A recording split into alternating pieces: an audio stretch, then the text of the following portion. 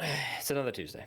So welcome everyone. Thank you for joining us. We're going to be diving back into Adventures in Middle-earth and see where this bunch of fuckheads get themselves into tonight. That sounds about right. Maybe it'll be another vampire biting them willingly. I don't know. Oh, I hope very not. Rarely, very rarely know. Very rarely know what's going to happen before it happens. So let me just... There's only one vampire we like. Like is a strong word. It is. There's one vampire we hate less. I was also gonna say, who are you speaking for, yourself or everybody? Let's see. Nya. Nya. Pretty sure.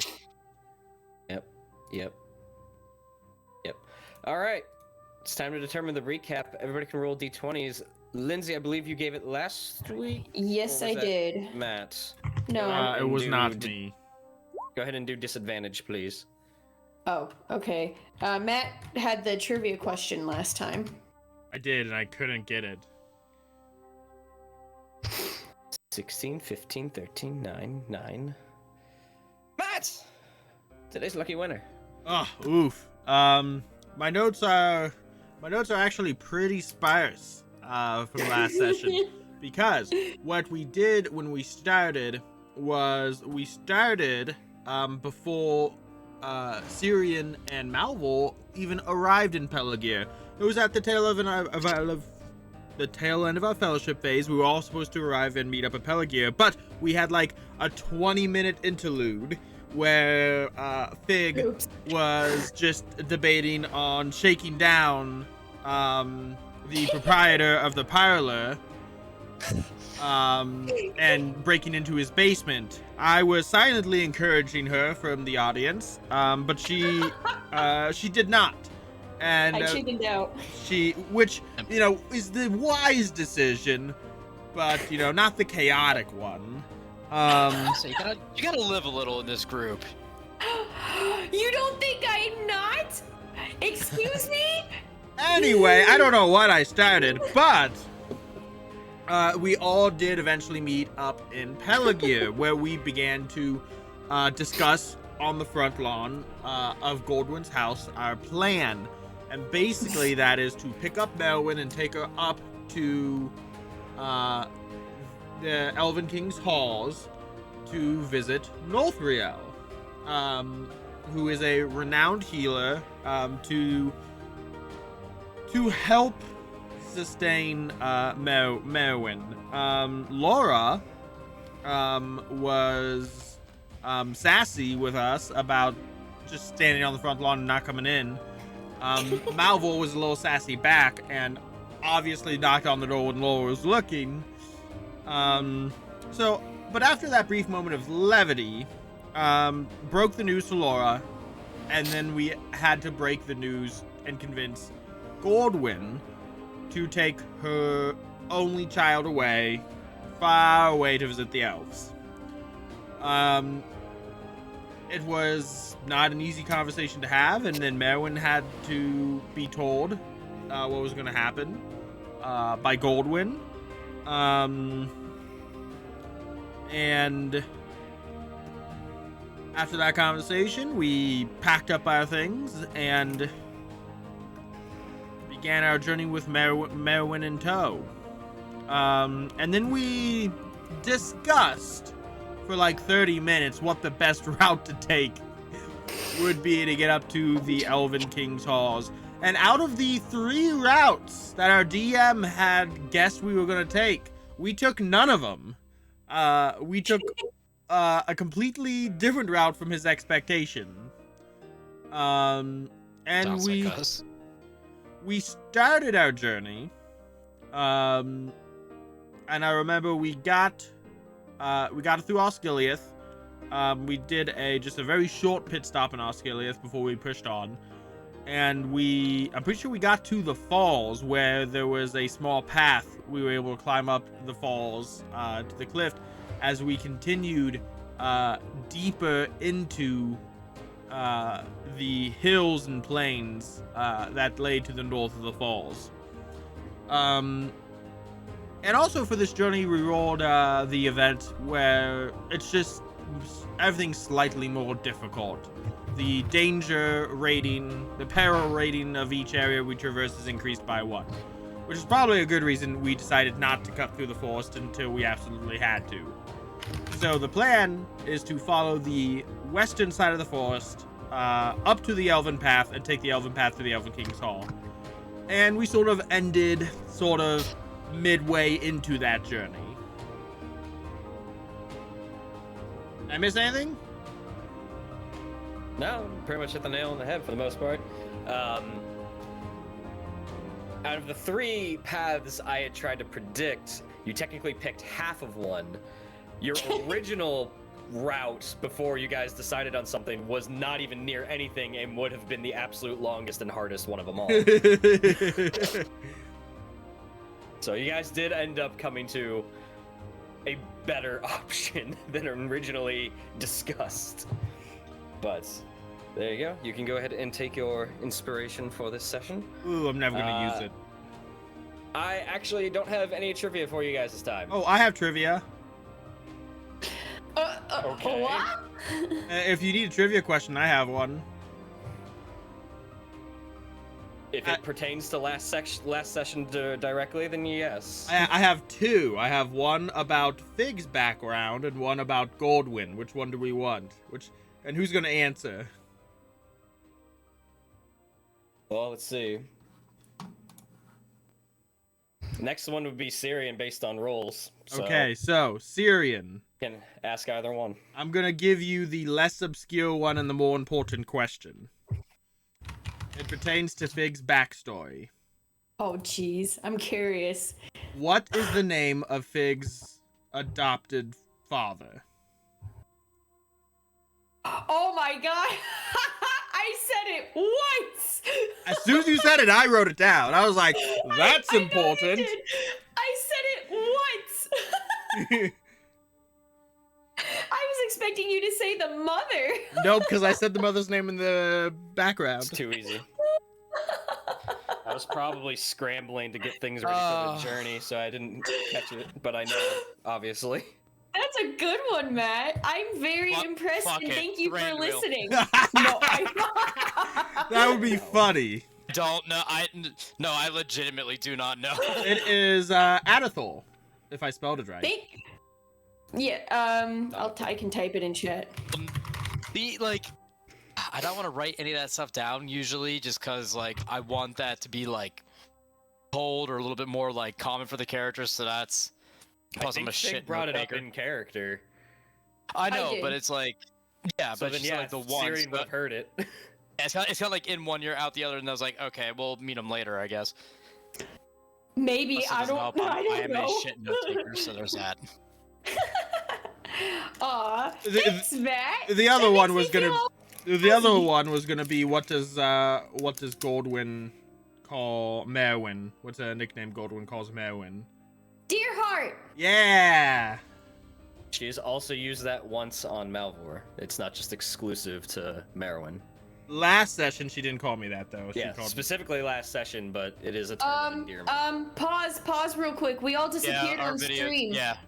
All of Oh. our videos just crashed. Nope, we're good. Okay, we're back. I saw chat going, where did you guys go? Yeah. Uh-oh. Oh no, what's happening? We keep dropping. Okay, we're back. Like it's hall. We're spilling over from last week. I people. know. I We got some really, leftover boy. change from last week, dude. Oh boy. I Oh, boy. really needed to stop doing that. That'd be fantastic. Yeah, if you could stop doing that, that'd be great. In the meantime, Kevin and Lindsay, or actually, I'll ask one of you, Kevin, high or low? Let's go high. All right. Kevin gets inspiration because Matt gave us a question. I answered one of them. Team Okay. cohesion. we should be good. The camera shouldn't drop anymore. All right. So, we'll. I appreciate that, Matt. That makes me happy. We There's will- so much detail I put into my backstory. It's like, okay, everyone, eat it. We will press on with our wonderful journey, and I realized that the journey itself kicked off last session while I was trying to get ahead of all the random rolls that generate everything. So if there was moments that you guys wanted RP and stuff like that, feel free to inject that now if you so choose. And during out this journey, it happened over a period of time, several days before we press any further, if you so choose. Otherwise, I will just keep going. We're officially in the Greenwood, correct? No. No, never We're mind. still traveling. No, we're still traveling. I don't remember where exactly on the You're- journey we left off. Your journey path doesn't enter the Greenwood until like the last part. Yeah, we ended just. Oh, that's right, because we went around. Yeah, You're I dodging think the entire forest. That's right. Okay, never mind. I was still If I thinking had of a different idea of a path. If I had to give you a general area, it's probably around here. Yep, that's what I thought. Okay, cool. Never mind. So if you guys had anything during that leg of the journey, if you will, Let's see. especially if they were things you wanted the DM to pay attention to, and I actively was not. Too many things going on behind here. By the way, everybody, a new channel point reward is live tonight. Woo! Choose it. Sweet. Choose it wisely, That's once per session. and only for 10 minutes. So if you do it now, while I'm sitting here doing nothing. Do it in combat. I think. Oh, go ahead. Nope, No, I'm good. I It's not. No, it was really. It was just going to fill silence if needed. It's really not was necessary. just giving everyone an opportunity, because I remember, I don't know, something being said like, "Well, I'm not talking to Merwin," so I didn't know if they actually wanted that to happen. So, I think the last thing I said with Marilyn is I was playing patty cake with her, trying to. I remember that. it was very awkward. That's what I will say. How that went. And not even a check to see. I am going to spend. I'm going to try my best to spend this journey. I'm trying to think of a not weird way to put this. But getting to know Merwin, I guess. That makes sense. Yeah. Okay. How do you do that? Got your nose. I'm generally by asking her questions, but also I think I would try and regale many of the stories I've heard, especially probably a handful of the stories I have about Fig. Because there Okay. seems to be some interest in that department. Interest Oh, in the what? Fig department. Go ahead. Just give me a charisma check. Could I I, always sat could on I the Fig argue department. performance? The art of storytelling?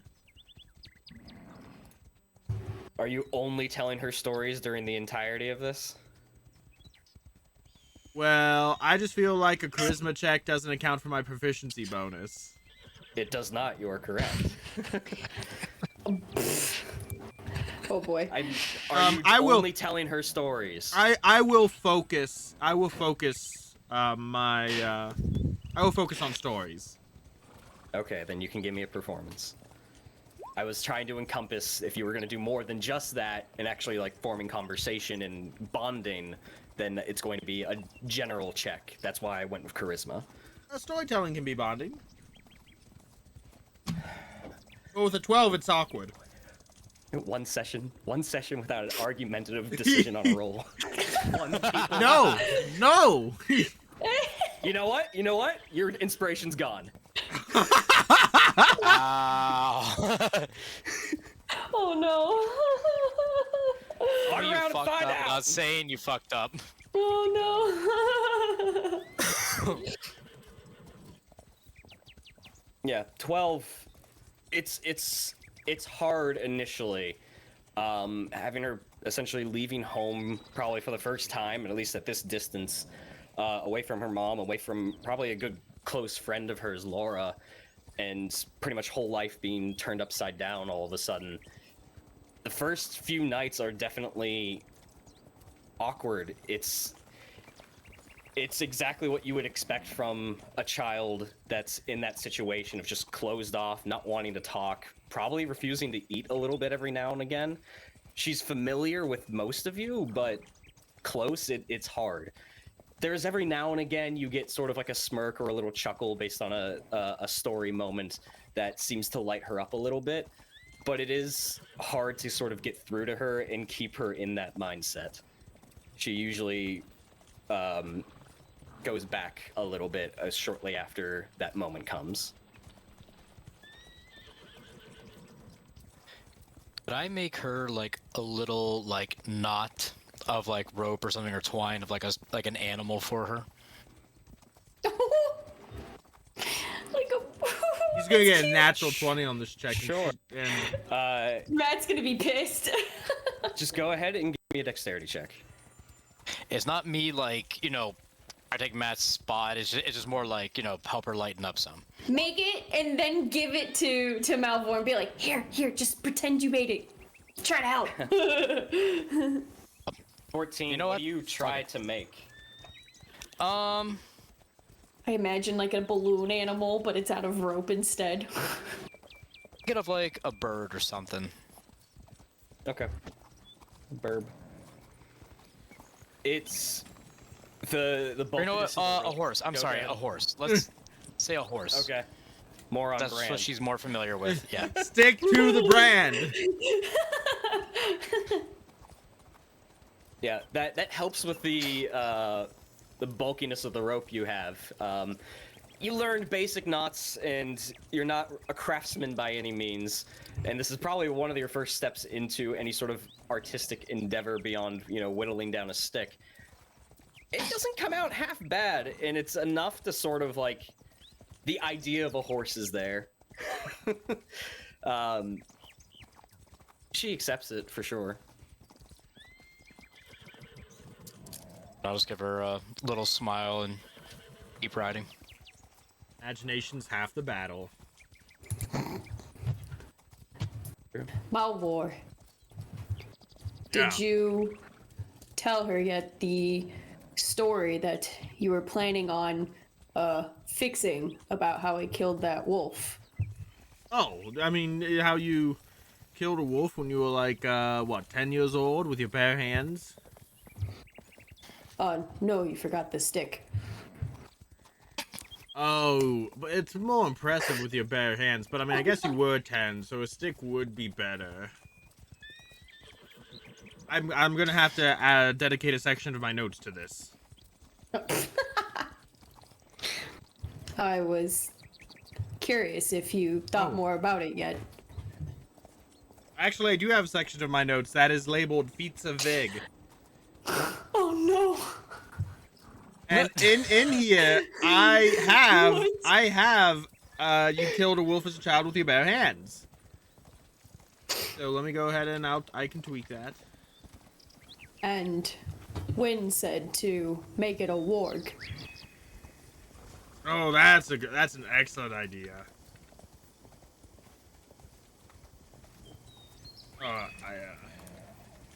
What a callback. It doesn't help that I just watched that episode for video editing. That was a Also- very funny part. Also, Doesn't make the Merwin, callback any less better. there was this time when we were trapped underground and the ceiling was caving in on us, and ghosts, wraiths were besetting us. And if it were not for Fig dragging me out of there, we wouldn't have made it. Thus, she has earned the name Wraith Killer. What? She didn't do that with her bare hands, but it is impressive nonetheless, fighting off an army of ghosts to protect your friends.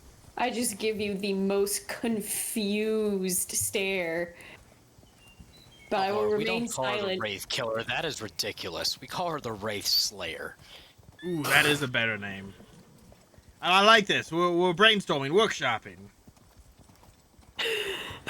If we could go with some alliteration, I think that'd be fantastic. Is there a word that's mean slayer that begins with a W? The woe of wraiths. No. Wraith warrior. No. That sounds like you already died. Yeah. Wraith Slayer is fantastic right now. I don't. Okay. I don't recall this. Faith Reaper sounds like a metal band. You don't remember underneath Osgiliath when we came across that ritual and they finished it and summoned Wraith? And there was a fight that ensued and I passed out and you had to carry me out unconscious. Oh. I didn't remember all of the ghosts. Well, yes, I was there were many busy. ghosts. There were many ghosts. Wraith Slayer. So we Elf- got Guys the in Wraith fights a Slayer, Malvhor, the Silver Tongue. Yes, unfortunately, we've been to some dangerous places. Not anywhere like we're going now, though. The elves and the Greenwood is going to be a wonderful place. I personally have never been there, but based on the stories Fig tells, it is a truly beautiful place. It is Said home. We will be welcome. And you'll get to meet Fig's parents. You'll get to meet Fig's mother. Mother, well, She's your mother. mother works. Yes, Mother figure, but we'll call her Mother for short. it's complicated. It doesn't need to be complicated. She's just your mother. Complicated can My- come later. My life is a little complicated. Whose isn't? I But think it's true. The Greenwood is home. I know the elves, the trees, and the animals too, from rabbits to wolves and bears.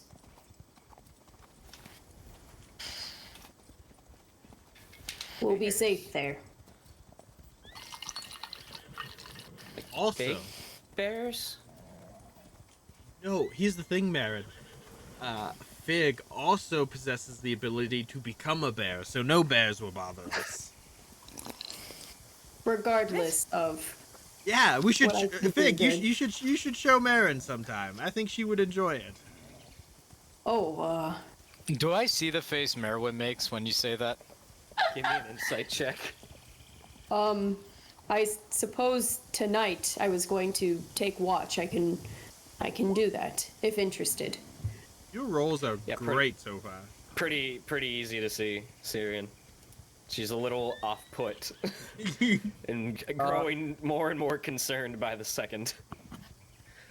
Malvhor, as I look at him and kind of like glance my eyes to her, like so he notices, like maybe not soon, not for a while. Oh, it'll be fine. It'll be a lot of I fun. don't think it will. For who? For Merwin. The bears will not be a problem. I'm gonna hold out my my bear tooth necklace. And I'm actually gonna hesitate slightly. And I'll just put the necklace back down and then go, I have dealt with them before, and they can be more loving than you think if you get to know them. Have you made friends with lots of animals?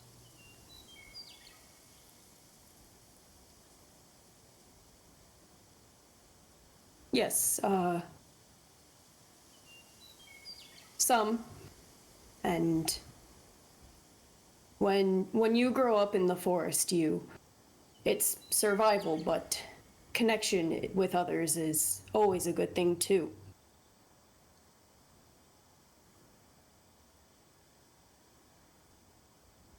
Becomes family that way. Family. What's the forest like?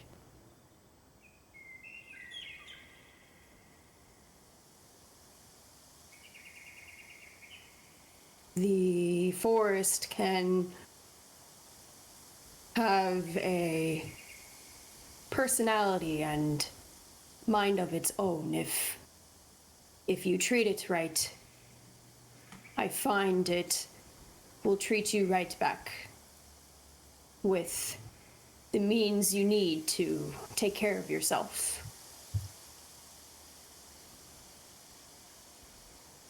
It's pleasant. As Malvhor has said, I've lived there half of my life so far by myself. Almost half.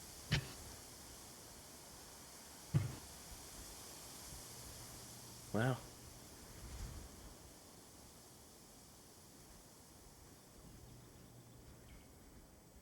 I hope I'm as brave as you someday. But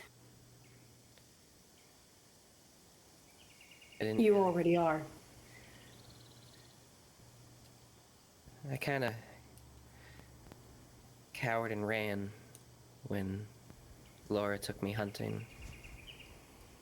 Half the reason I was in that situation.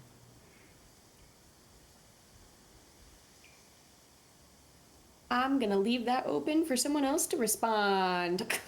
Can I tell you the story of my first sword fight, Merwin? We're just gonna be like Merwin's aunts and uncles. Basically, I was like, I do not want to completely control this convo. We'll let Cirion take the spotlight with Merwin for a minute. No? Oh. I was just a recruit. And I just came in. No idea what I was doing. First time I even held something like a sword. Held sticks, some walking sticks. Treated them like swords, but never actually held a blunt metal one. And my partner was this really big guy, bigger than me. And he wielded that sword like a master. I was afraid. I was worried. Didn't think I had the chance to beat him. And I was right. He beat the shit out of me for a little bit. But Words, Cirion. Watch your words. he beat the dung out of me for a little bit. See, I don't know if that's worse. I was afraid. His size, skill, scared me. So someone told me, you can fight the fear. Eventually, after some training, practice, took time, and I was eventually able to get the better of him myself. Give yourself time, little one. No one is ever brave off the first start. While Cirion is speaking to Merwin, I want to kind of, I guess, a little stealthily while her attention's on him, I want to go over to Malvhor real quick, and I want to slide him the second flower bracelet that I've been hanging on to. And I want to kind of whisper to him and go, "Here, you can give her this." And then I'll just continue my way. Oh, okay. Okay. I don't know. I feel like the one I have has brought some luck for me, but it's hard to tell. I was going to hang on to it for someone else, but I think for you it would work as a nice gesture. If you want. And with that in hand, I will pick up the story where Cirion left off, and I'll say, there's nothing wrong or dishonorable with being scared. We all get scared. All three of us have been scared. Being scared lets you know you're alive, and it can be a source of courage ultimately. And here, Merwin, and I produce the bracelet that I was just given. And I'm going to say, this is a gift to you. And whenever you feel scared, I want you to focus on this, to think on it. Let this help you find your courage. So pretty. She takes it and puts it on her wrist and just sort of admires it for a moment, seeing a couple of the flower petals accidentally hit F11, and if anyone doesn't know what that does, it makes whatever application you're in full screen, so it really just messed me up. Ooh. Admiring the little bits of flower petals and the greenery of the leaves that adorn it, she just sits there for a bit. Did I ever tell you guys about the first time Laura had to ride a horse? This Never sounds like getting stories from her. This sounds like a funny story. I was a much better horse rider than she was. So Mom had me try to teach her on a pony, because I mean that's what I can ride for my size, and that's what apparently fallow hides can ride. Laura's interesting because she's my height, she's my size, but she's like 100 years older than me. But the first time I had to give her lessons, and we were taking one of the ponies around, and mine was listening to me. It knows me. We have a great bond. But Laura was trying to push hers along to the point where it bucked her off. And she fell on her butt and started swearing up a storm all the way back into the cottage. And my mom was so mad.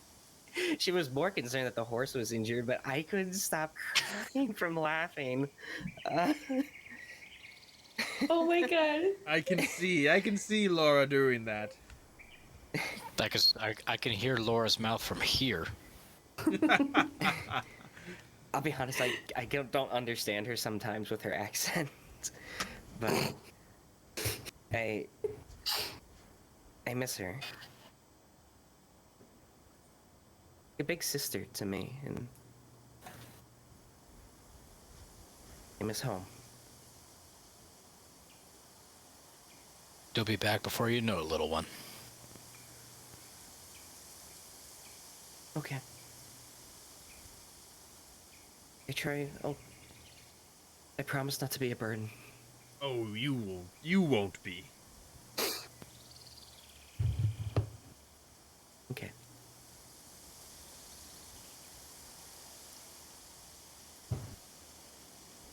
Actually, nice having someone else to talk to. I talked to Malvhor enough, and Vig fairly speaks, so... I'm working on it. Yeah, the past few nights you've all just sort of sat around the fire staring into nothing. we were AFK. Yeah, classic MMO. They're long days and nights. Sometimes we just need to chill a little bit, little one. It's a little scary, I'm not going to lie. I think you guys should talk more if you're going to be traveling together. Is this the DM trying to tell us to fucking roleplay more with each other?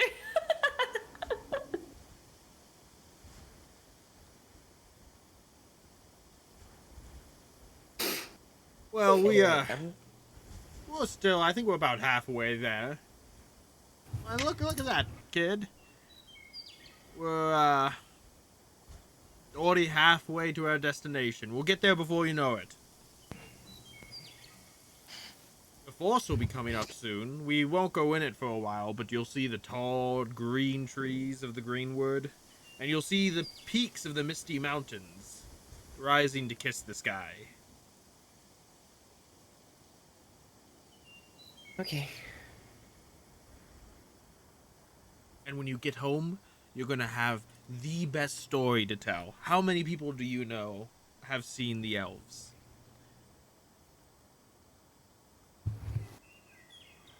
I don't know. It's not really a topic of conversation. I bet Laura's seen them. She said she came from a good ways away before she found us. Well, maybe you and Laura have something new to talk about when you get back then. Yeah.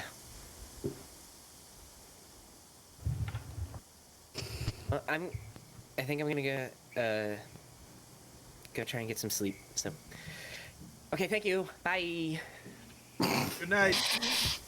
Okay, now let's all Kids do. let's all just stare blankly into space and not say anything. All right, guys, BRB. Yeah, but You just hear from around the tree. Just You're powered also up. weird. Let me know when the queue for the dungeon comes up.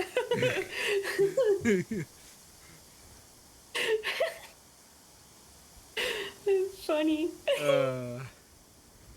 I am interested. If she's interested, or if everyone is still interested, like a different night or something, I have no issue going bear for watch one night. I mean, I think it'd be a fun RP thing. I'm down. Maybe like 2 nights later or something. I don't know.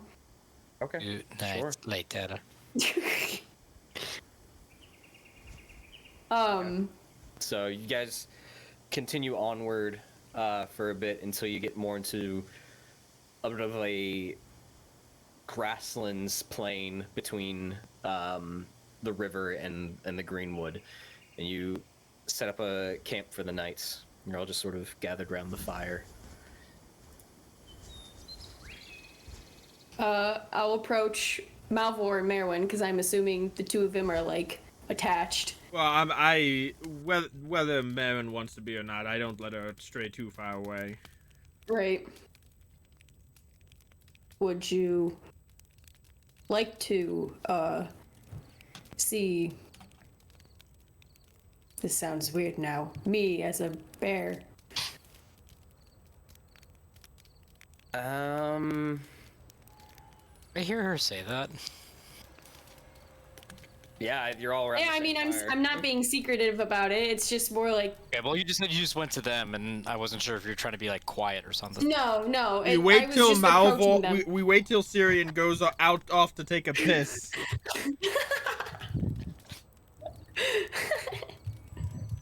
Fuck you! I pissed myself right there. That's the example to set. Yeah, really.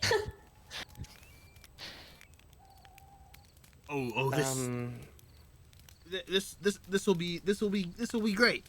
It's very interesting. It surprised me when I first saw it too, but it's perfectly safe. And it can be fun too. It's how I helped them get out of prison. You were in prison? That is Good, a funny. bring that up. That is a funny story. The person in charge of Osgiliath got us confused with other people and accidentally put us in jail. And once the entire confusion was straightened out, once they realized they had the wrong people, we were let go. And we are on great terms with Osgiliath. We did nothing wrong. It was interesting. Okay. It was an interesting experience. It really enriched my perspective of life. But we don't need to talk about that any further. Oops. Okay, so you can turn into a bear? Here. I don't just- understand how it works either, but let's just watch. Yes. I'm going to go a few paces away from them. I'll still face all of them and I'll sit down. And the way I sit and kind of put my hands together is almost like I'm about to start meditating, so to speak, when I close my eyes. But that's when I'm going to initiate the ability instead. Initiate bear mode. Bear mode on. So Fig goes a few paces out the other way and sits down, sort of, Yeah. and closes her eyes and just sits there silence. The rest of you just hear. Oh, I'll mention that I might as well take watch for the night with it too while I'm at it. Sure. You I'm gonna be off to the side playing with my dagger, just kind of like watching this, and I'm just gonna count down for Merwin's freak out, going like 3, 2, 1. The rest of you only hear the crackling of the fire and the various call of an owl or some crickets. There's several minutes of just that sort of ambient sound going back and forth as you all are just staring onward, looking at Fig. Until Marin just sort of whispers and leans over. She's just sleeping. Yeah, she has to get like into the right mindset, I think. I don't know how exactly she does it, and I've only seen it like once or twice. Are you sure? I am 100% sure. Do I look like the guy that would make things up? Yes. Cirion just but kind be of clears. quiet. Cirion just clears his throat off to the side. I don't Okay. know. One of your stories said you had an elf friend that was with you, and there's no one here. He has his own thing to take care of. And if we get the chance, I'll introduce you to him. But even if I'm the kind of person who might embellish a story here or there, Fig is the most honest. That's true. I didn't think that statement was going to be so shots fired. It just sounded so savage somehow. I mean, kids are savage. Yeah, it was She's so 10. great. She's borderline preteen. Yeah, so I if this teach camp- kids, dude. They are that brutally honest. If this That was really campaign, funny. if this campaign Some of them say progresses things, it 2 to just 3 hits more home, years, if this campaign progresses 2 to 3 more years, Merwin's gonna have a complete personality change, and y'all might not be here for it. Oh no. But He'll be a teenager. Mom, leave me alone. after a while, as you guys are looking on, you see a almost whitish blue faint bead of light begin to manifest from the center of Fig's chest until it comes forward and begins to elongate almost into a string, and then manifest further and begin to take shape as what looks to be sprinkling of almost starlight to an extent, to take the form of some large creature until it begins to have color populate across into this thick brown fur coat and this large toothy maw and a black snout nose, and you see before you a fully grown brown bear. You see, like, I don't know how that works. Is she magic? Is she a wizard or something? She has to be magic to some extent. I can't do that. I'm going to, as Bear, kind Watch. of turn around, do a few sniffs in the ground, and I'll slowly start to, like, kind of approach Merwin, like a hello. You can talk to her and she'll understand. Do you? I Cyrion's need just to know. watching this. I need to know for my own theater of mind. Does Fig do the Baldur's Gate 3 bear stealth mode, like crawl? Yeah. No, I'm slowly doing that, like lowering myself to make sure she's not like afraid of being overtowered or something. So I'm just kind of like, and I Like my dog does. Yes, exactly.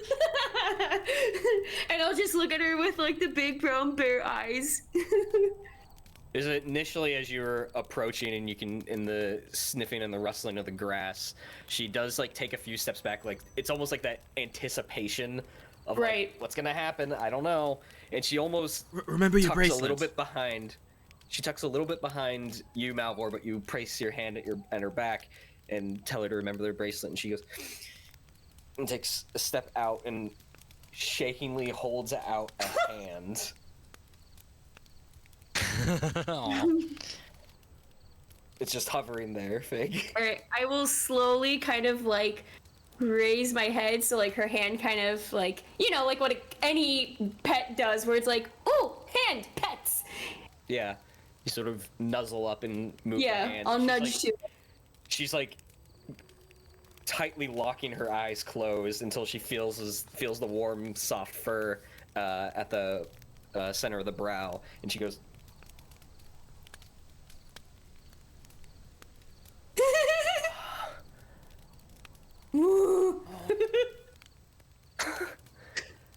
"How is this possible?" It's unbelievable, isn't it? Isn't Fig the coolest? She is she a guardian of the forest? Oh my god, this is so cool. I'm just getting all the titles apparently. What? Cirion just flipping his dagger, going like, "Was not expecting that response." She like begins to like scratch at the top of the head and then like behind the ear. Fig is going to enjoy that probably too much and just get all like, It's like, oh, finally somebody gets it. like, oh my god, that actually feels really good. Does she do this a lot? I don't know how often she can do it, but she does it every once in a while. This is the third time I've seen it happen.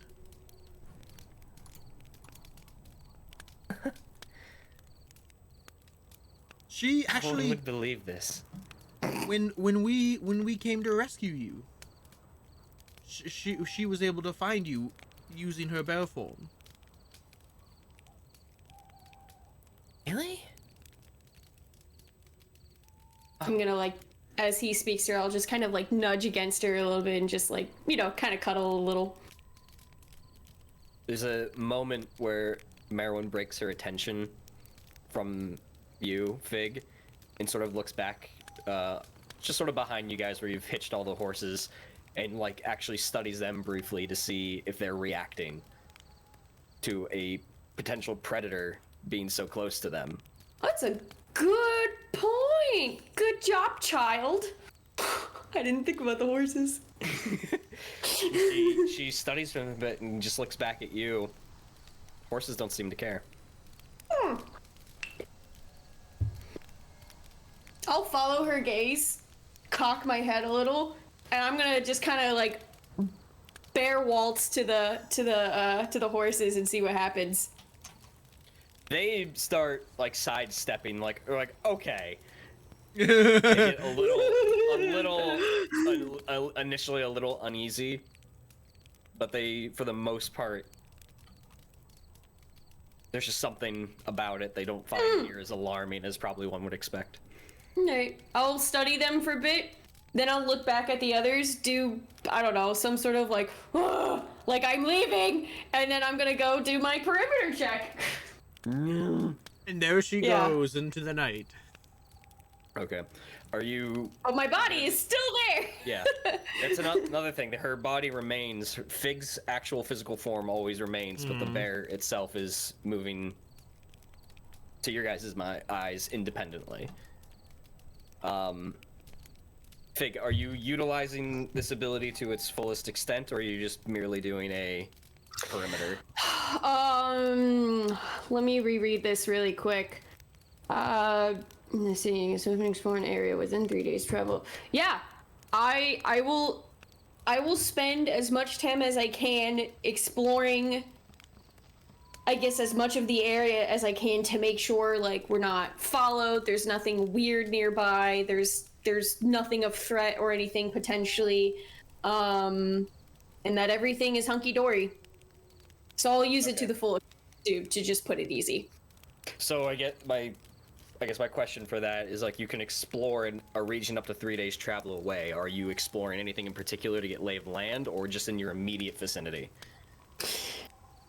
No, I would like to get lay of land primarily to make sure that nothing is surprising. Okay, so you travel during this period of your watch pretty much up to 3 days of distance ahead. So Yeah. as the rest of you are gathered around the fire, as Fig waltzes around in bear form, you do notice at one point from the snout begin to glow in that blue and then just sort of dissolve and ripple away, and just almost as the wind takes it along the grasslands and just disappears into the night. But you do note that Fig herself does not move still.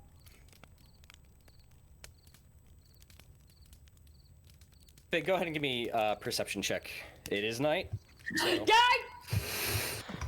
While Fig is doing that, I'm gonna go up to Merwin and Malvhor. I'm gonna pull out my dagger, make like a tic-tac-toe board in the ground, and play with Merwin. Cool. As long as you don't start her off on 5-finger fillet. As soon as you said pull out her dagger, I'm like, oh god. As you probably should. Natural 20 for a total of 26. You head out over the rolling plains, and sort of in this form, you quickly travel the land in this evening. Following the river, you see herds of deer and even wild horses still sort of grazing in the night or resting beneath tree lines and what have you. You continue on looking around, and for the most part, the vast plainscape seems relatively untouched. There's not a whole lot of human life, for lack of a better term, moving around. You do note that across the river at one point, maybe about 2 days out, there seems to be a small caravan of sorts, maybe about two small wagons pulled by horse, a handful of horses, and just several looks to be human from where you can see that are camped out. There's one campfire currently going, and you do see movement from there. But they do appear to be heading northward, and based on what you can tell with that total of 26, they would be crossing the river and heading up through the Anduin Vales. Depending on your guys' pace and theirs, there's a high chance you would run into them. Okay. You continue to press along to your path, and maybe by the third night of distance, you get closer to the actual tree line of southern Greenwood, and you do see a lone fire flickering nearby the tree line, which looks to be a campfire of sorts, and a lone figure sitting beside it. Can I see the silhouette of the figure? Does it seem also human, like the caravan, or? It's humanoid, if anything. It does seem to have like a cloak of sorts. Not anything like sinister, more or less just like a traveling cloak. Hood's probably up just for warmth, sitting by. There does appear to be a pack nearby where they're sitting, and a walking stick of sorts. How far am I?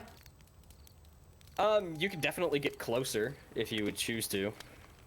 I'm a little curious, I'm not gonna lie, and I don't know why, but I am. I'm aware of the form that I look like, so I'm gonna try to sneak a little closer and just try to get a better eye of, I don't know, what this person looks more like to me. Mm-hmm. Like, if they kind of end up showing more that they're like some random wanderer or whatever, then I'll leave them alone. But I'm more or less just trying to get a better gauge of whether they might be a threat or not.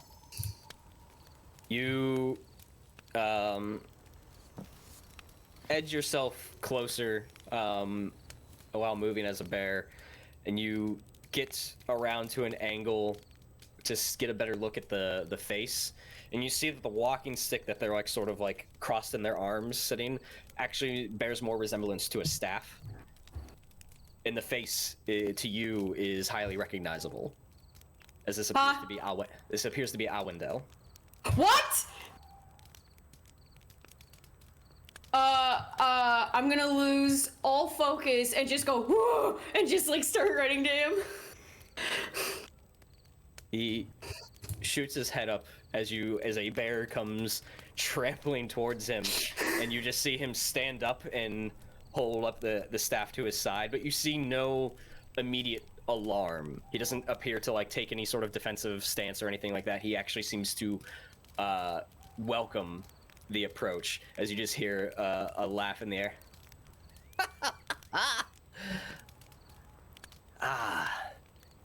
I see you've been putting these abilities of yours to use. Everything bear just kind of goes, and it goes quickly too. Like it's a natural, like speaking, like language of speak for Fig. It's all of a sudden like, why are you here? What are you doing? My friends are back that way. You should go meet them. And like just a bunch of different like play of 20 questions. Much has crossed your mind since we've last met. She has Come, friends. come, have a seat. Have a seat. Fig has friends. Have a seat, young one. It's so good to see you. Though I must confess, by the time your friends arrive here, I might be long gone. Cock my head. I'm sure that in your time since we last met, you're burning with questions. Tell me, has anything transpired that has answered anything that has set you upon this path? Tell him we went to Kirathungul. That'll go well. Tell him we made a deal with the Dark Lord. Oh my god, where do I even begin?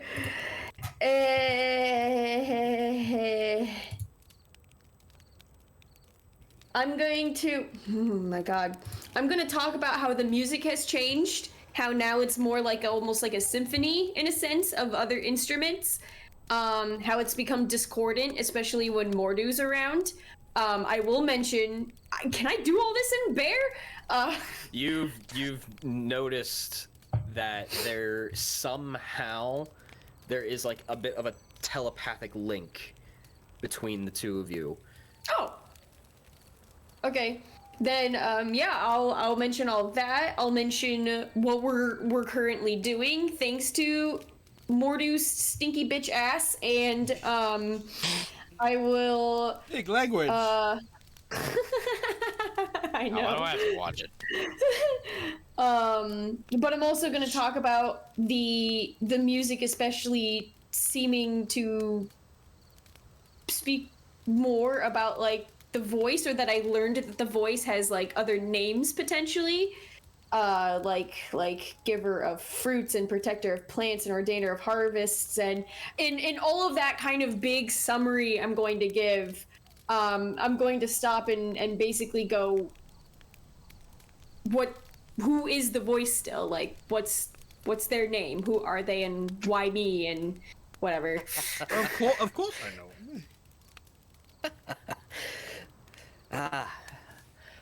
My dear Vigdis.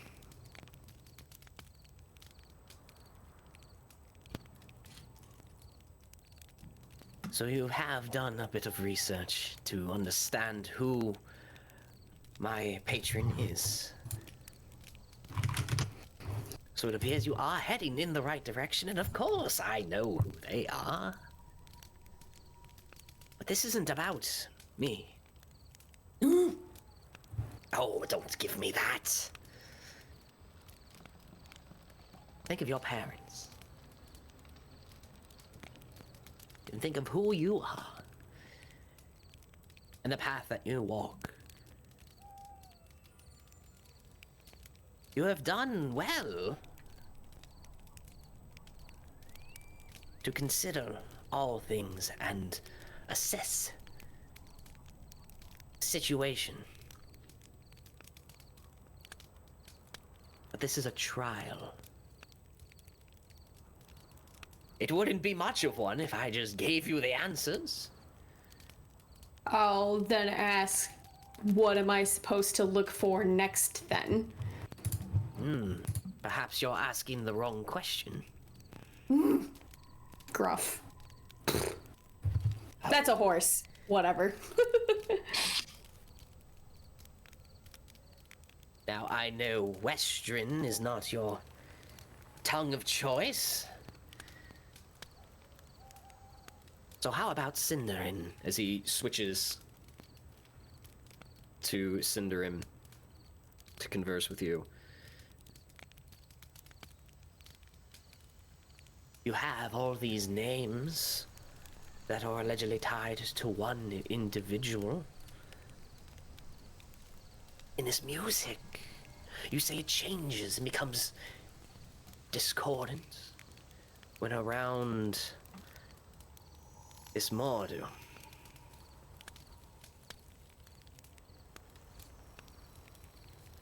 What does that tell you? Bad. Always so blunt, but yes. Definitely bad, but not all things start out bad. Mordu was once a Numenorian who was a friend to the Valar, friends of the elves. But in the corruption that ensued, good was rotted, turned to bad.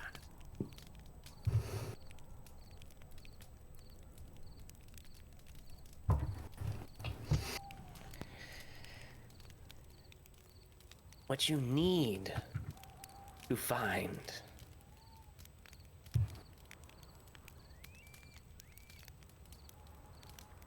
is my lady. And I do not mean to find her out in this vast expanse of wilderness. I need to find her. As he takes his staff and gestures toward you. In there. Sorry, no. Over there. Wherever your heart is. Quite honestly, I don't really know. She has blessed much in this land. And it is at her behest that I'm here. Though my duties pull me many directions, as do my colleagues.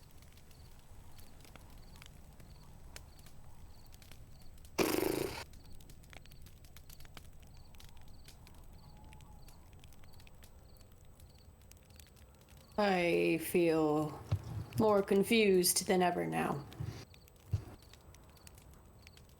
And what would subside that confusion?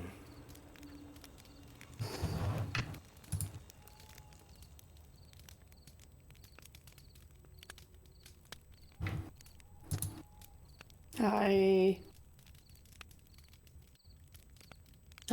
don't understand this looking within bit.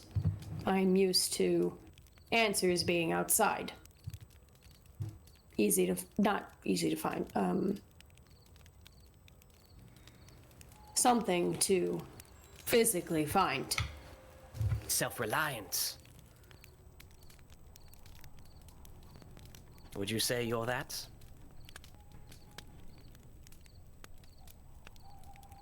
Survivor? Yes. Strength is bred. All of that is true for you.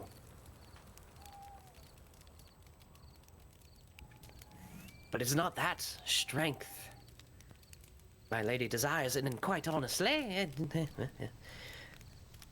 it is what sort of caught her attention. But you have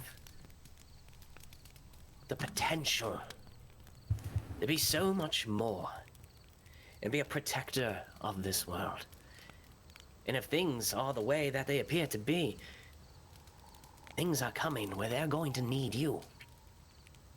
Those that come after you. You are the beginning.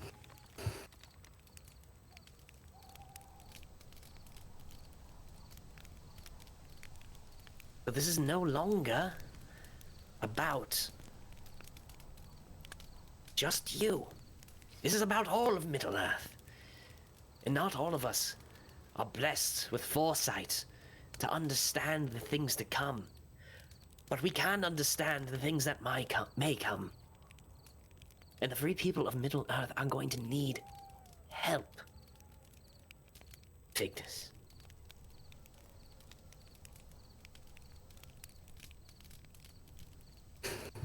And if you believe, nay, if you have faith in yourself and in, my lady, in the Valar themselves, then you will look inward, and you will find the champion my lady so desires.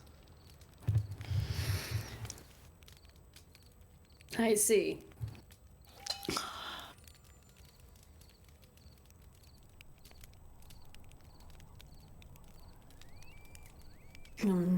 Thank you.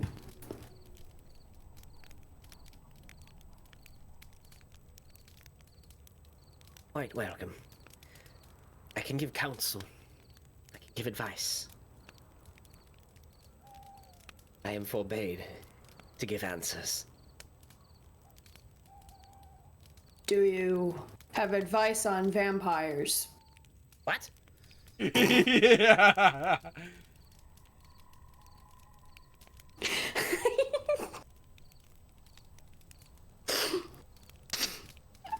I explained further the whole thing with Mordu and how we ran into tunnel, and here we are and what we're doing.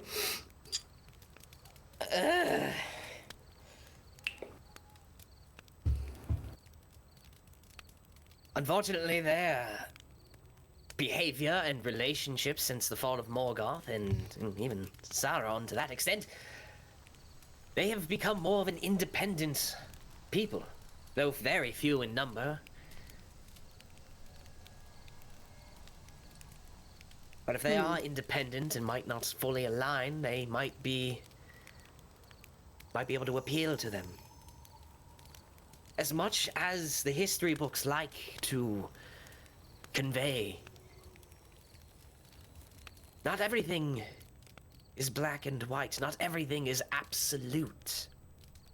While things created can inherently be good, they can be corrupted and mutated and deformed to feed on the darkness of the evil. Orcs were not always what they are, but twisted by dark lords and by sorcery themselves, and that is what has caused them. I do not know who you might be searching for in terms of what sort of welcome you might receive.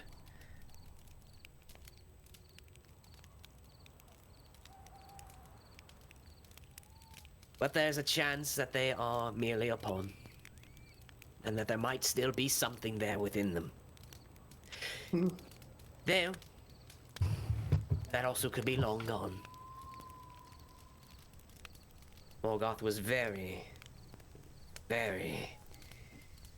thorough with those sorts of things. Whatever you do, be united against it. Understood.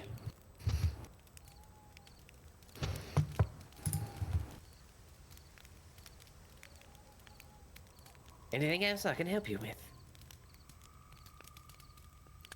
No, there's much to think about now, and I should make sure my friends are safe. Ah, save us, Fig, we're dying. It's a bear! It was good to see you again. I do not know how often our paths will cross. But once you make it past this sort of outskirts of trees and make it into the Anduin Vales proper, it should be smooth sailing for you. I'll have a few of my animal friends see to it. Oh. Thank you. Will I know who they are? Probably not. What I need to do, though, is get a hold of a squirrel.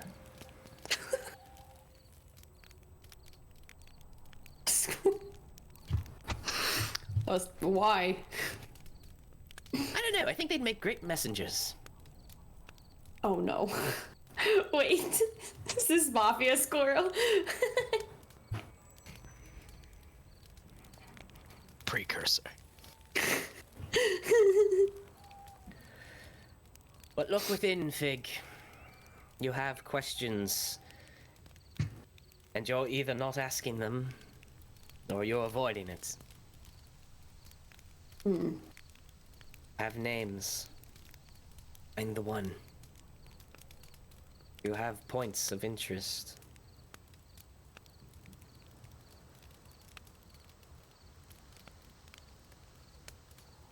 I'll do Find my her. best. If you find her, she'll find you.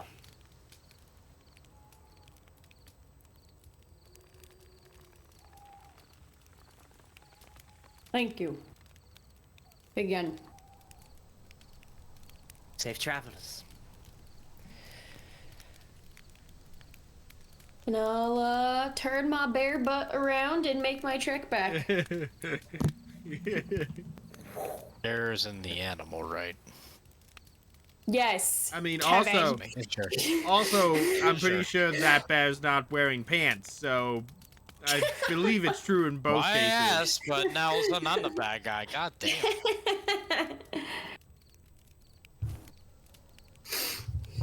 Alright. Fig, you return to your body. Yep, I'm gonna do a double check on the caravan to make sure they're not any sort of suspicious on my way back. Same as when you left them, they're just camped for the night. Cool. Just So go Okay. unless you wanted to get, like closer and Go actually, streaking through their camp. There's a couple Bare like naked. tic-tac-toe squares around the fire. You see like a C, nothing, and an M, like 7.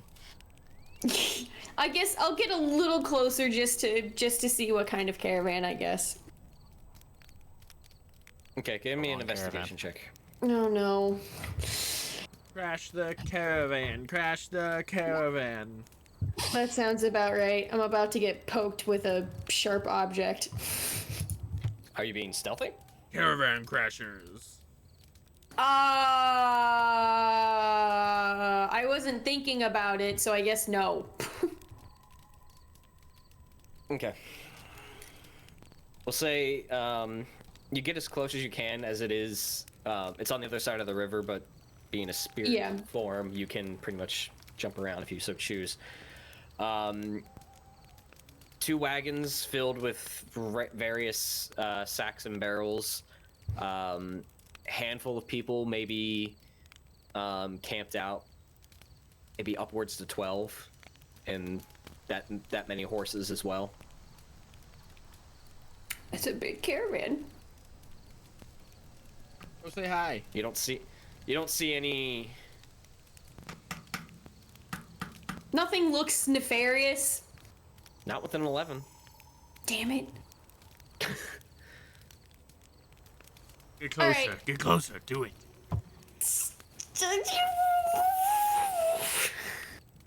Why are you the chaos monkey?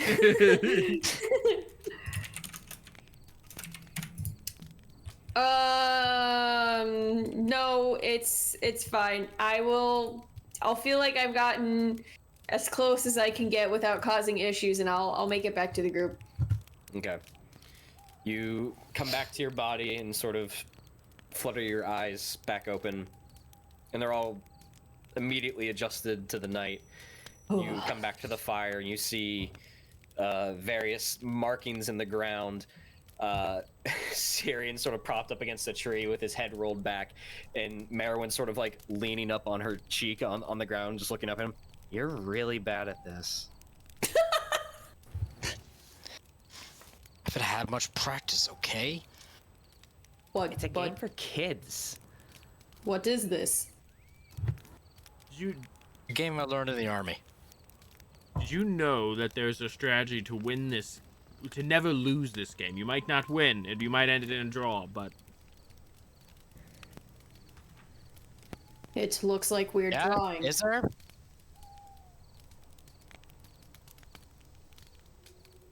Alright, I beat him enough. I'm going to bed. Now it's my turn to beat you, Cirion. Remember when his back is turned, I'm just gonna flip you off. I'm gonna flip you off right back.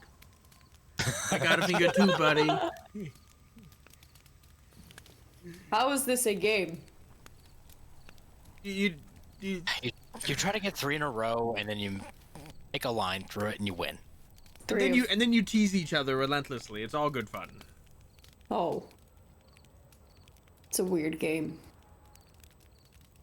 When you're good friends with somebody, you really like somebody, you bully them. No, not really. Oh. You see Merwin lean out from a tree? You do what? No, that's a joke. I'm just being silly. Just a silly guy.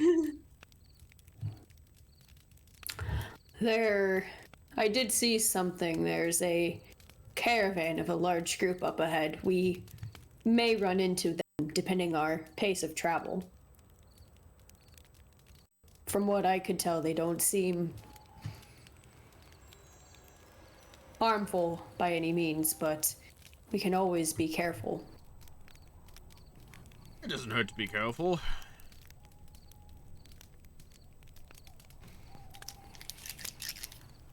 Otherwise, I also ran into that Valar I mentioned earlier.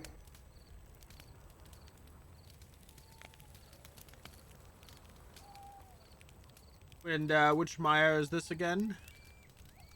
Alwendal is his name.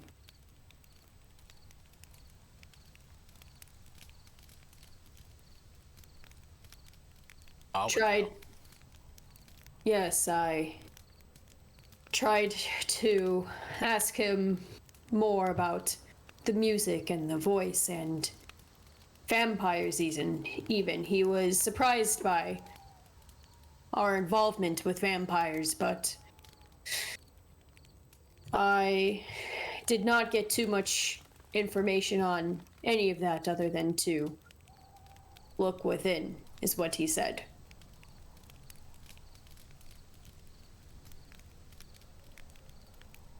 Well, when you have some time, I suggest, I mean, you already meditate a lot. I try, it's hard. Maybe there's some sort of, maybe Mana Ame can give you something to help you meditate. That's true. Wink, wink, nudge, nudge. He also said that his animal friends will be around to keep things extra safe for us in the Greenwood once we cross it. What kind of Or once animals? we get closer. He did not say. Well, thanks for the update. I'm going to bed though. Yeah, I me can too. keep watch if need. See, I'd like to think that right after you finish that statement, Cirion and Malvhor are already falling asleep. And Vig will just be like, I'm going to keep watch. I was about to say next, like, wake me up when you need a change. Understood. And I'll go sleep. You all return to your desired tasks, whether it be conking the fuck out or keeping and cycle through where needed until the next morning comes, and then you all get prepped and head off, continuing on your journey of heading towards the Elven King's Hall in Greenwood. Yeah, sure, let's do this one, why not?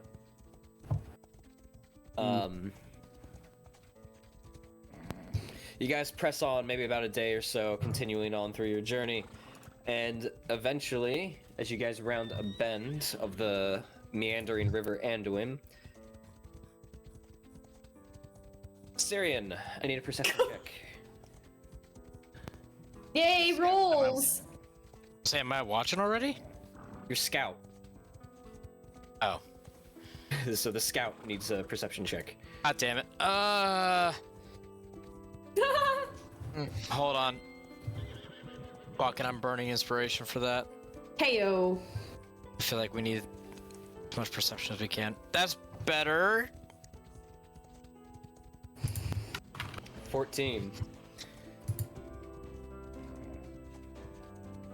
You see off in the distance, after traveling for about 2 days, that the caravan that Fig referred is up ahead of you, maybe about half a mile or so. And this is just as the sun begins to set in your journey. You know at this point that at the pace that you keep, you would cross their path or potentially overtake them. You can't tell from here who they are or any semblance of what they might be. All you see is 2 wagons, handful of horses, and they seem to be moving at a slow pace. They're not moving at any haste. So you can pretty much choose to either move with them, perhaps interact with them, or try and stealth past them, or hang back and let them get ahead. That's essentially where that leads. Well, if y'all want, I could go up there alone and talk with him and see what the situation is. Yeah, you're not going alone. We'll just all go together. We'll just... No, the 2 of you can go if you must. I'll stay back here with Merwin then. Okay. Okay. Okay. So the 2 I'll of you... They're out of sight. Okay, give me a stealth check. Oh. Bah. Bah. 12. Wide open grasslands, not a tree in That's fair. sight. Fine, at least just like far enough away where it's like, oh, I don't really see anything over there. I Okay. guess is really what I meant, but whatever. Well, No, it's fine. Yeah. you rolled a 12. What you meant Yup. doesn't matter anymore. Mhm. Sorry, Mullen. Where the points don't matter. The 2 of you ride up ahead to close the gap with the group, and as you probably get closer and closer, you notice that they actually stop and appear to be setting up camp for the night as the sun does begin to dip behind the mountain range that you can now begin to see in the northwest. You see the horses come to a stop, several people dismount, and even the wagons get pulled off to one side. And you see 2 people grab a bunch of the reins of the horses and lead them back towards the river, which is only probably maybe 200 feet from where they are to get them water. They begin to set up camp and take care of what they need. And as you get closer, you see maybe about 2 individuals mark you as you get closer, and they take steps out in your direction, not on horseback. They are on foot, or at least just to meet you at the edge of their camp. That's where we're gonna take a break. Hey! Look at all this role playing. Right back. We're about to have some combat. Oh, Salutations, listeners. My name is Professor Benjamin O'Toole of the Waterdeep University and Arcane Institute. I'm known for being an educator, philanthropist, gentleman, adventurer, researcher, and now a conservationist. I wish to express my concern as of late in regards to the dwindling population of the majestic owlbear. These beautiful creatures are all too often poached and hunted by so-called adventuring parties for resources like hides, arcane focuses, foci, and experience. Here at the O'Toole Owlbear Conservation, we are making a difference with our foster and breeding programs by taking in orphaned cubs? No, chicks. juvenile owlbears. Our volunteers work closely with the owlbears in our care until they are of age and suitable for the reintroduction to the wild. Without our, and potentially your, intervention in this matter, owlbears could very well disappear from our force. So, how can you help us in our effort in preserving the Aves mammalia? You can get involved in this effort by symbolically adopting one of our owlbear juveniles. Your donation will go straight to their support and care. Take a tour of our facilities and read our various literatures to educate yourself on this wonderful creature. Write the lord or lady of your land and encourage policies that protect such wildlife. Learn druidic magic and swear to the safeguard of the wilds and all the creatures that live inside of it, vowing to the defense against the brutal adventuring parties who go hunting for these gentle creatures in such a barbaric manner. And in that vow, you follow an ancient druidic path that eventually leads you to the spirit of the forest, and they bestow upon you the power to take back the lands that once belonged to the beast and the bird that roam upon this realm. Recycle. Please help us in this noble effort. For more information, please direct all correspondence via a sending spell to the Office of Conservation at the O'Toole Owlbear Conservation. For inquiries regarding my research, Adventuring Days, my latest publication, speaking opportunities, private lessons, book club, and knitting circle, please forward your sending spell to the office of Sir Benjamin O'Toole of the Waterdeep University and Arcane Institute. The O'Toole Conservation name, logo, and image are all protected licensure and owned by O'Toole Philanthropy. Use of this without the express written consent of Sir Benjamin O'Toole could result in legal action, a failed death save, a gentleman's acknowledgement of a worthy adversary for being outfoxed, and or loss of consortium. Side effects of druidic magic can include uncontrollable vine growth, sun fascination of fungi, inability to revert from wild shape, body odor, an acquired taste for good berries, splinters, tanking for the party, depression, and or becoming one with the elements. The O'Toole Conservation is not responsible for anyone being maimed, eaten, killed, or disfigured by anyone attempting to approach owlbears. Please do not contact our officers with liability claims. We will cast silence. We mean it. Casting speaking with animals within our facilities is strictly prohibited except by authorized personnel. We will take legal action.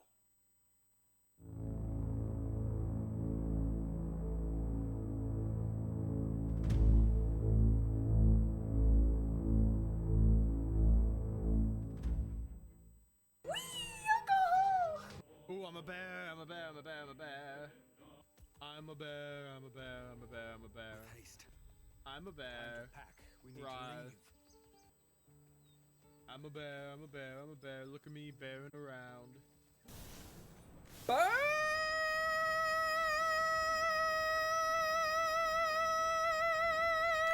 And latch onto you. You take 5 shadow damage. This is not the hug I wanted. Alright, let's make attacks at him. Roll them dice. You missed my birthday, bitch! Probably go up on sale tomorrow. My donut! I got it. I lost it. I dropped my donut. Talk amongst yourselves. Yeah, so I think Are we there yet? that way might work. Are we there yet? Kevin, you're fired. Don't have us talk amongst ourselves then. Oh, I'm sorry. It's a role-playing game. Said the thespian. Meh. Oh no. In Lindsayisms. Audience, meh. Chat, meh. Oh my god. I think you've lost it. I need to stop doing things on stream. Adventure. Just like that. Health back. Go back. How is everyone? I'm doing.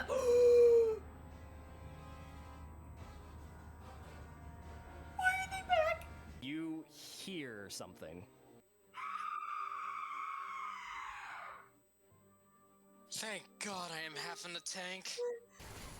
I shall stand with you. Shit, you're on your own.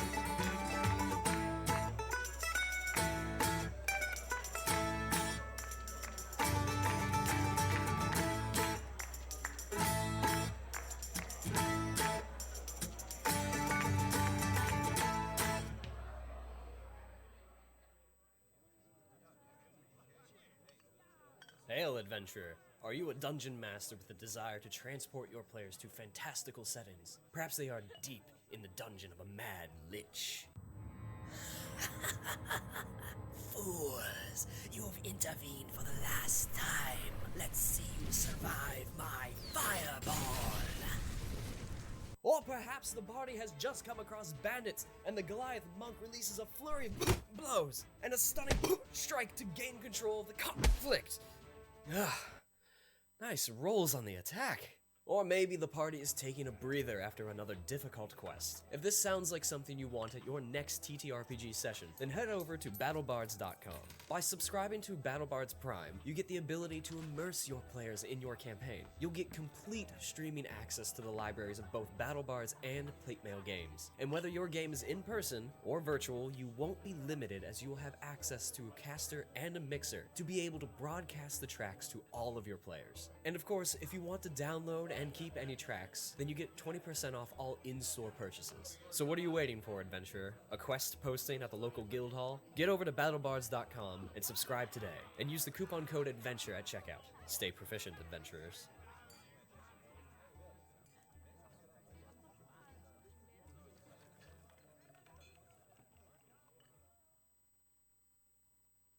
Salutations, listeners. My name is Professor Benjamin O'Toole of the Waterdeep University and Arcane Institute. I'm known for being an educator, philanthropist, gentleman, adventurer, researcher, and now a conservationist. I wish to express my concern as of late in regards to the dwindling population of the majestic owlbear. These beautiful creatures are all too often poached and hunted by so-called adventuring parties for resources like hides, arcane focuses, foci, and experience. Here at the O'Toole Owlbear Conservation, we are making a difference with our foster and breeding programs by taking in orphaned cubs? No, chicks. Juvenile owlbears. Our volunteers work closely with the owlbears in our care until they are of age and suitable for the reintroduction to the wild. Without our, and potentially your, intervention in this matter, owlbears could very well disappear from our forests. So, how can you help us in our effort in preserving the Aves mammalia? You can get involved in this effort by symbolically adopting one of our owlbear juveniles. Your donation will go straight to their support and care. Take a tour of our facilities and read our various literatures to educate yourself on this wonderful creature. Write to the lord or lady of your land and encourage policies that protect such wildlife. Learn druidic magic and swear to the safeguard of the wilds and all the creatures that live inside of it, vowing to the defense against the brutal adventuring parties who go hunting for these gentle creatures in such a barbaric manner. And in that vow, you follow an ancient druidic path that eventually leads you to the spirit of the forest, and they bestow upon you the power to take back the lands that once belonged to the beast and the bird that roam upon this realm.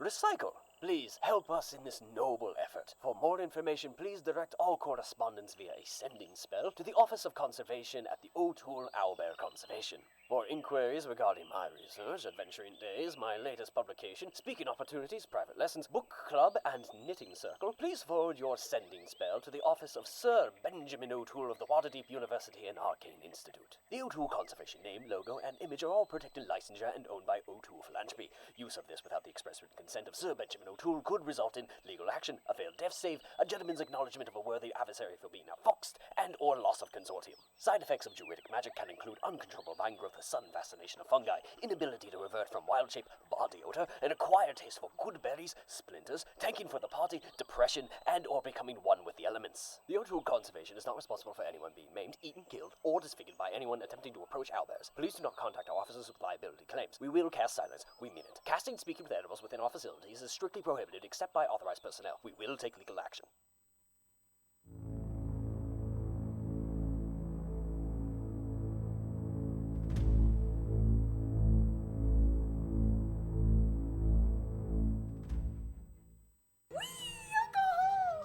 Ooh, I'm a bear, I'm a bear, I'm a bear, I'm a bear. I'm a bear, I'm a bear, I'm a bear, I'm a bear. Haste. I'm a bear. Pack. We need Right. to leave. I'm a bear, I'm a bear, I'm a bear. Look at me bearing around.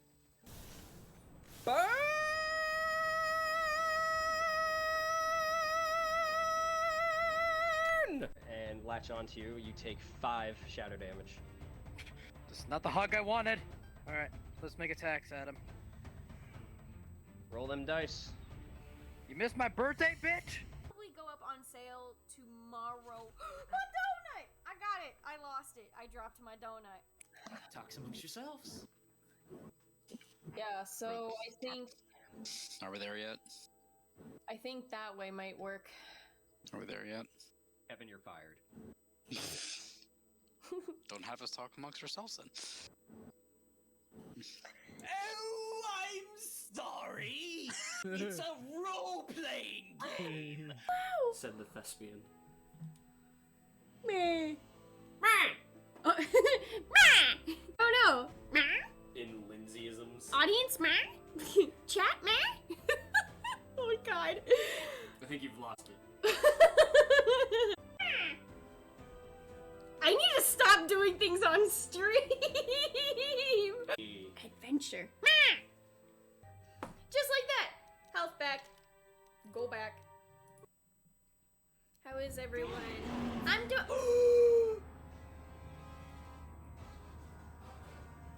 Why are they back? You hear something.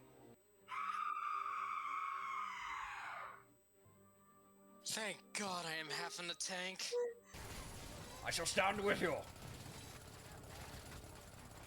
Shit, you're on your own.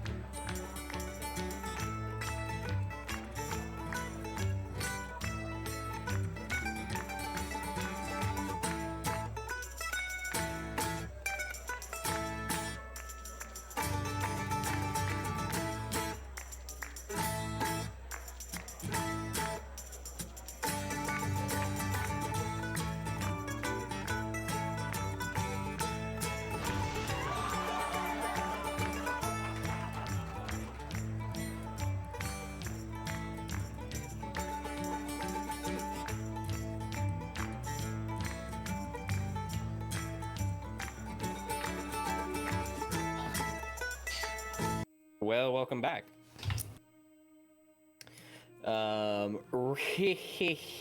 Real quick before we press on, we do have a winner for our subscriber giveaway. So congratulations to Bubblegum Darling. We have sent you that key. So congratulations. Thank you for supporting us. Greatly appreciate it. So now we kick off the new one for this month. Can you believe it? Go! No, I can't. March is already over. What? We're in April, everyone. Oh, damn it. Let March go! Yep. So we have chosen a new game to give away. So this month is Kingdoms of Amular. The Fate Edition, specifically. So you get a little bonus from us. Same rules as last time. we'll pick a winner randomly at the end of the month. Only way to qualify is be a subscriber, so we can give back to you for helping support us and all that fun stuff. Thank you so much. Congratulations again, Bubblegum. Yay! I think she's won the last 2 things twice in a row now. I think the last one was a Hero Forge. It's beginning to feel a little. Did she? That was a different way to qualify. Yeah. So, I don't remember. But she's racking it up. But I digress. So let's see here.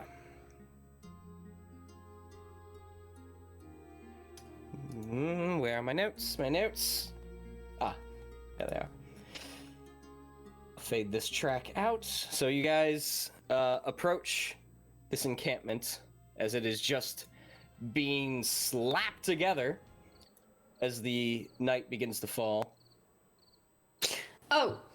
Yes.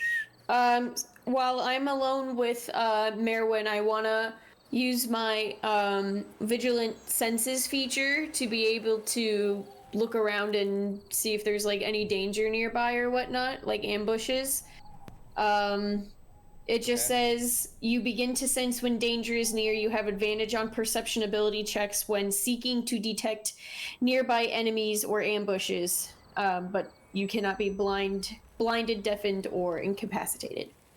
Sure, go ahead and give me a perception check at advantage.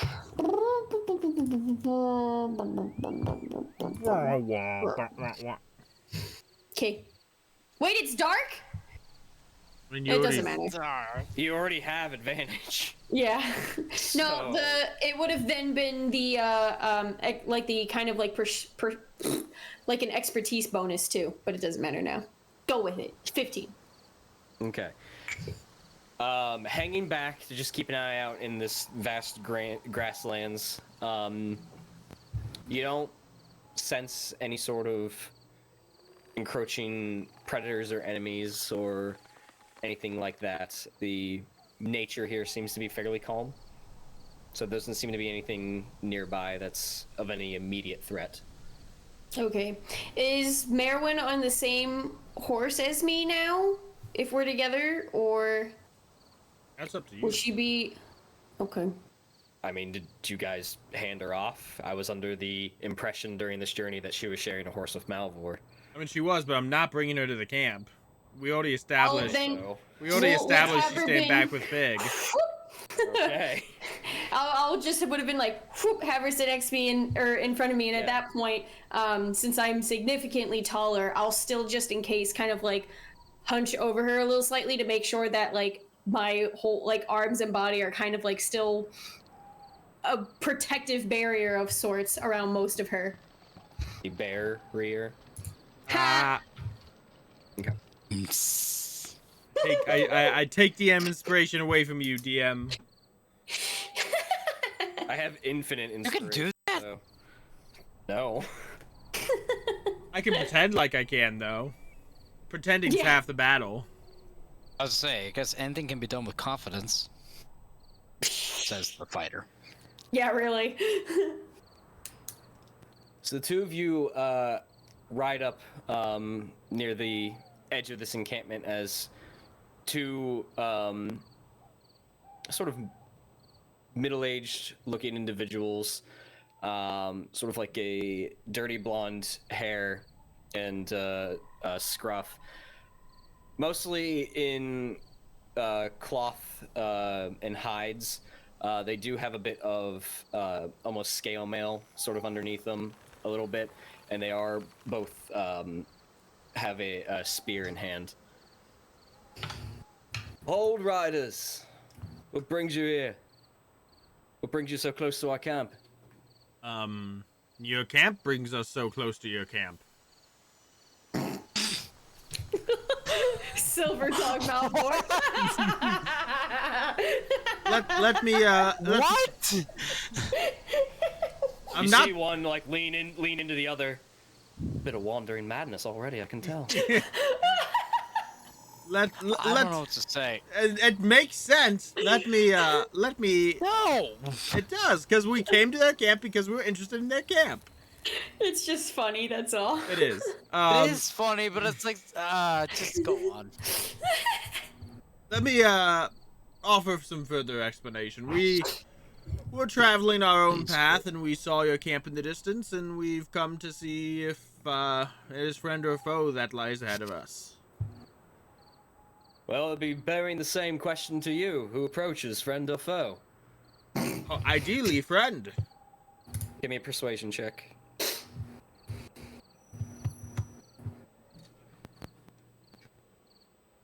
Just roll up at the neighbors. Who lives here? Friend or foe? Hello to you too. It's not like we rolled up to their house. They're traveling.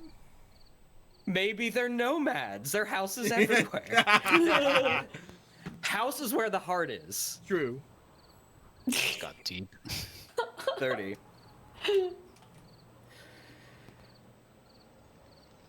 We're merely travelers from one settlement of ours to another. Wandering merchants, a few of us. We're just the protection that goes along with them. What? I haven't seen any settlements on my way through here. What settlements? And where'd you come from? Do you know of a city called Pelagia? It has reached our ears every now and again. It has been a long journey.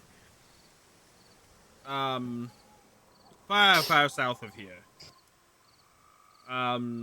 Yes, I was curious where these settlements are because we haven't seen them. We've been following the Anduin up north. Well, most of our settlements down this way currently bear no name. They're mostly encampments or light settlements, if you will. Most of our more fortified, well, that's a strong word, isn't it? Yeah, it's a little bit strong. I wouldn't. Fortified makes it seem like we're a military force. We're not really a military force, are we? No, not really. Hospitable. Hospitable, I think. More welcoming. More established. They're more up north, along the Greenwood and the river and the Grey Mountains. Specifically, Fromsburg is one. Do you perchance be Aothed? Aye, we are. I've met a couple Aothed who have moved south to Gondor.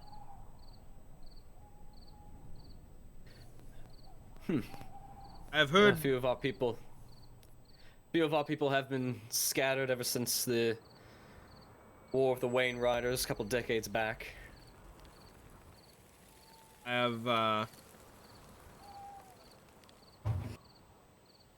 heard stories of the Aothed, but it's a pleasure to finally meet you. I assume by that statement you must be Gondorian. Indeed, I am. Lived most of my life out of Osgiliath. Some of it out of Pelagia. Does the name Goldwyn remind you of anyone? I can't say that it does. A bit of a common name, but I've heard it here and there, but no one of any particular note. I was just curious. Well, we will leave you be. And in the next day or so, we will probably overpass your caravan. Well, please, it is difficult to travel out here by yourselves. You're more than welcome to take camp with us, if you so choose. Can I make an insight check? You may.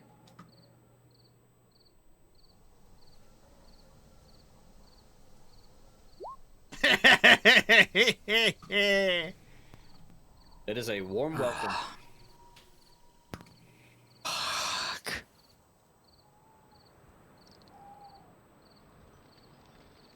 We will discuss your offer.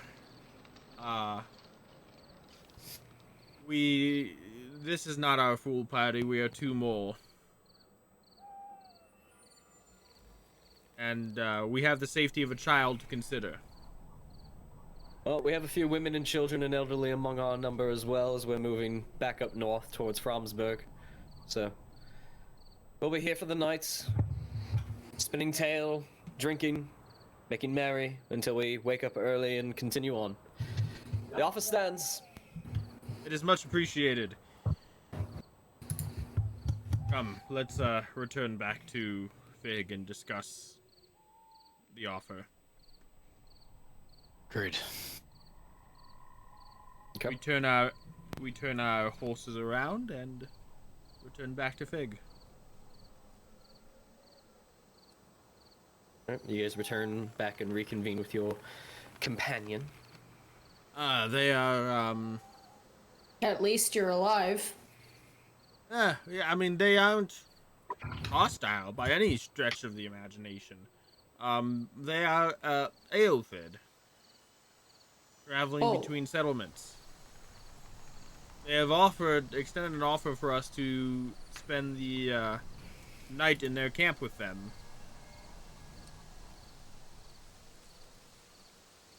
What do you think? I mean, safety in numbers, and, they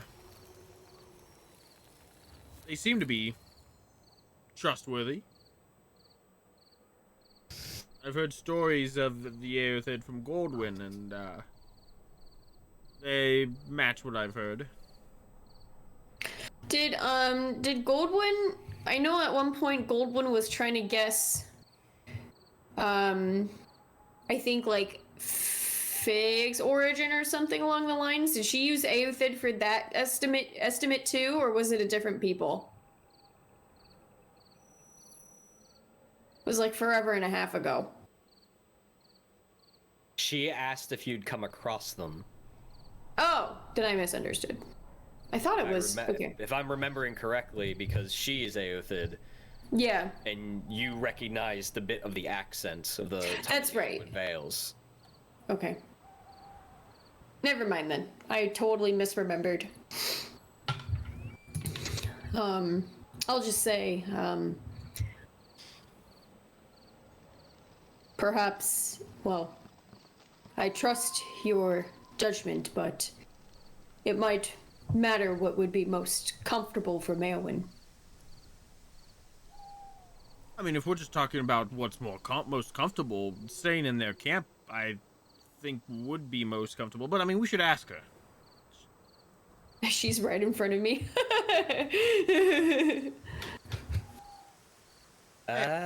You know of the Aothid, I assume, Merwin? Yeah, Mom tells me I am one. Yeah. Well, there's a camp of them just a little ways up north. You can probably see some of their fires from here. They've invited us to stay with them, for the night. Is that an idea you're comfortable with? Or would you rather rough it with the three of us as your only company again?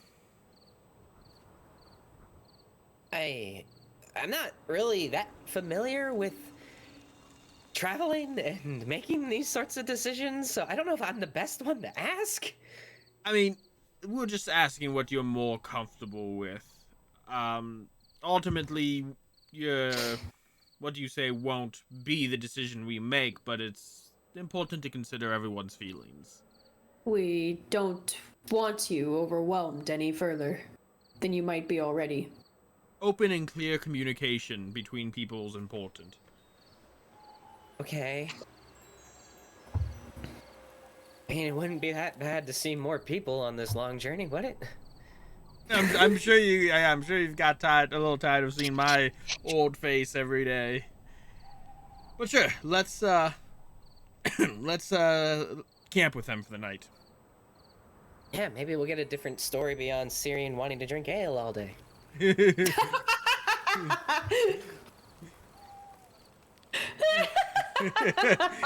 got you, Cirion. She's got you. You can't argue with that. Not a bad idea. I said not a bad idea. Let's go. Hey, maybe they even have some ale there you can talk them out of. Yes, let's go. More ale. All right. I'll Hate my party. I'll follow them. Say that in character. I'll lead them to the Aothed camp. Okay. When you guys return after conversing back and forth, the wagons have been sort of set into like what middle bit of a camp. There is a small cropping of trees nearby where they've hitched most of the horses. A few do not remain hitched, they sort of freely wander. There's about 3 campfires that are set up and people are spread out a bit. There's a few barrels that have been taken off of the wagons and just placed off to the sides for now. And there's just the ambient noise of just conversation and laughter and various other forms of human interaction as you guys come up on your horses. The same two guards, for lack of a better term, come back and to greet you. I see you've reconsidered our offer. Yes, we've went and gathered our remaining party, and we have decided to accept your gracious offer. We're humbled. My name is Fuldig. I'm one of the guardsmen of this caravan. It's always safe to travel in number. Indeed it is. It's no inconvenience, is it? Absolutely not. It's not. You're not the first band of travelers we've seen as we wander from here to there. And it's our opinion that most should be, if they bear friendly faces, be welcomed in. Because safer in number, safer to make friends along the road, and we've fallen into the trap one too many times of wandering Wayne riders raiding the areas. What's a The only thing I might raid is your ale. My name's Cirion. Well, all 3 of us just spoke at once. Sorry. You go first, Cirion. You got this, kid. Well, the only thing I might raid is your ale. Name's Cirion. He I'll put my hand out for like a shake. He grasps like your forearm. Pleasure to meet you, Cirion. No ale here, unfortunately. Only mead. Ah, people of culture. Culture of Aothed, yes. This is I'm Malvhor. Had to remember my name for a second. I'm getting a little old, but Other guy leans back and the wandering madness is setting in. I told you. But what are Wayne riders? Okay, yeah, that was my question. I lean into the guy that said that and go like, I'm surprised he remembers where he is, to be honest. Oh my gosh, it's not that bad. Nick would be proud. Well, they are a warrior band of raiders from the land of Rune. They're a force to not be taken lightly on the field of battle, especially since they fancy themselves much as horse warriors as much as we, though they tend to use chariots instead of horses, just alone. They ravaged the Ravanian region decades ago and even northern Gondor with the help of Harad. Ah. That makes sense. That sounds familiar. Our people were unfortunately ravaged during that period shortly after the Great Plague. A lot of us ventured northwest to the other side of the Greenwood. Our journey is going to take us into the Greenwood. It sounds like you have important business to attend to. If you're meeting with the elves, I assume. We do. This child. It is important we get this child, Merwin, to them. She is ill and requires their aid. I'm sorry to hear that. And I pray that your endeavor is an easy one. The elves of the Greenwood of late have, at least in my time, been a bit more reclusive than they have historically been. Ah, well. And I point to Fig. She comes from the Elven King's Hall. Give a small wave. I mean, no offense, but you seem to be missing a little... You know what? Never mind. My ears are Agree not with me. pointy. I'm not. I mean, I am not an elf. Duly noted, miss. she's a woman of few words. Just adopted. Sounds complicated. That is It is our lives. complicated. Complicated is all of our lives. I think complicated is Fig's favorite word at this point. But once again, thank you for allowing us in your camp. You're quite welcome. You can hitch your horses if you so choose, or you can let them wander. As he comes up and like grabs the reins of one, just gently, as it sort of like meandered up to him, and he strokes the side. These look to be finely bred horses and well taken care of. Yes, the I'm sure they'll get along well with the herd. horse master that lent us these horses. She is Aothid herself. It shows. Not too many horses come out of Gondor of such fine stock and so well trained. The best horses Is in he- all of Gondor. As he makes sort of like 3 clicks from his mouth. Go, and you hear him mutter something in a language you're not familiar with. And the horses begin to move forward. You're more than welcome to get down, but if they're trained as well as I believe they are, they'll tend to themselves. Or you can ride with them to the rest of the herd and meet us all by the fires. I mean, I'm just gonna get off Duster. I'm not gonna dismount. Ride with the horse all the way to the herd. That'd be awkward for the whole everyone, including the horses. I'll help Merwin down first, and then I'll dismount. Okay. The horses meander over to like the rest of the herd, for the most part, and just sort of freely graze from there. Well, you're more than welcome to sit by the fires, make yourselves comfortable. I believe one of our elders is in the middle of telling the young ones an old tale of his mind. He rattles on from time to time. Oh. But if you need a drinking horn, you can find one in the back of one of the wagons. Just dip it into the barrel. You'll get a horn full of mead. Cirion's gonna fast walk to over there. Malvhor's gonna turn to Melwin and say, "You wanna come listen to some of those stories?" Sure. And we'll go listen to those stories. Yeah, I'm gonna follow for that too. So you guys head over to the one of the fires that you see a little bit more people are sitting around, and mostly young children. There's not too many children amongst this group, maybe about 3 or 4. The rest appear to be sort of middle-aged or early 30s men and women of all various sorts of attire, either appearing to be hunters, travelers, farmers, or a few merchants.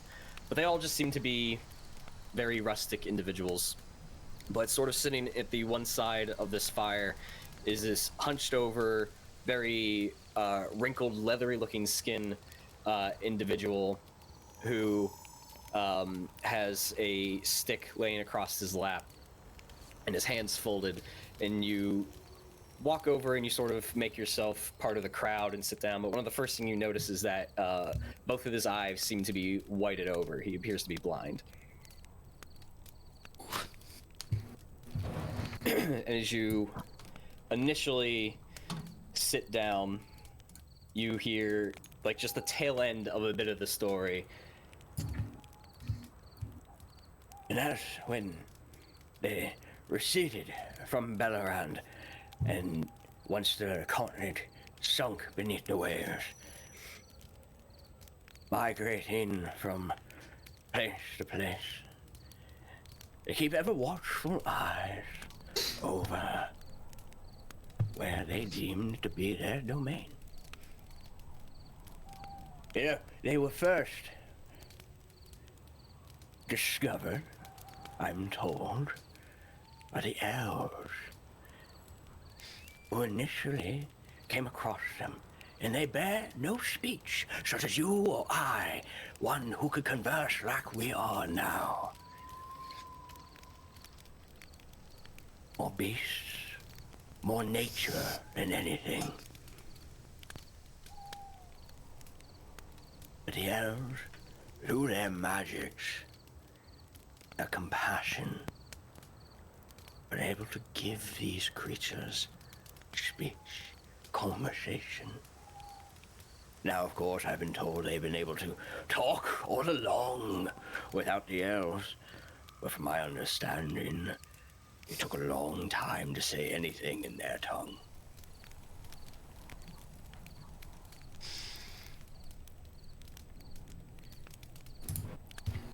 How they came to be has been lost to time.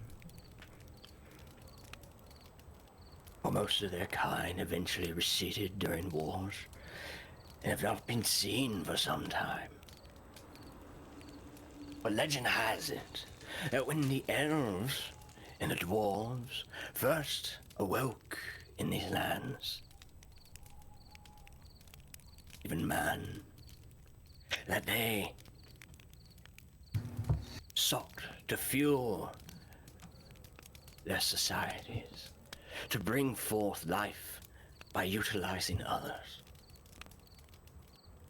So, because of this, one of the greats, one of the old ones, sought counsel and advised that these creatures needed their own protection, their own stewards. It is said that souls were sent to inhabit them, to give them likeness of mind, body, and soul, of much like you or I.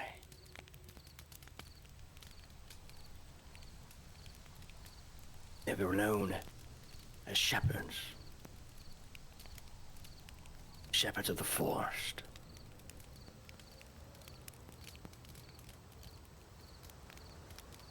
And if you listen closely, some say, when you're camped out, such as we are nights like this, that if you listen, the very bark itself moves. That even forests themselves can move.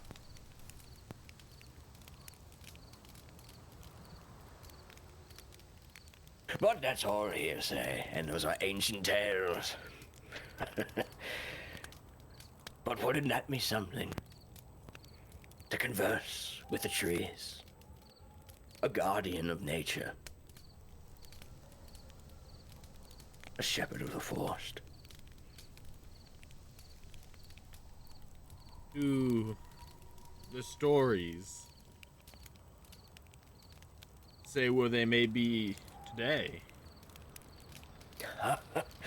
Ah, a new listener amongst our number. Stories are sparse, mostly oral in nature, passed down, and if there's truth to be pulled from any of it, the elves are very tight-lipped about some of these things.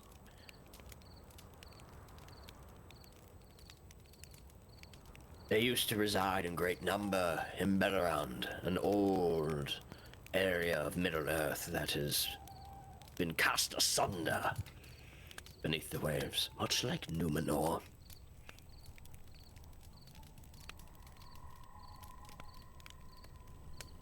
There's a belief that some reside in Arion,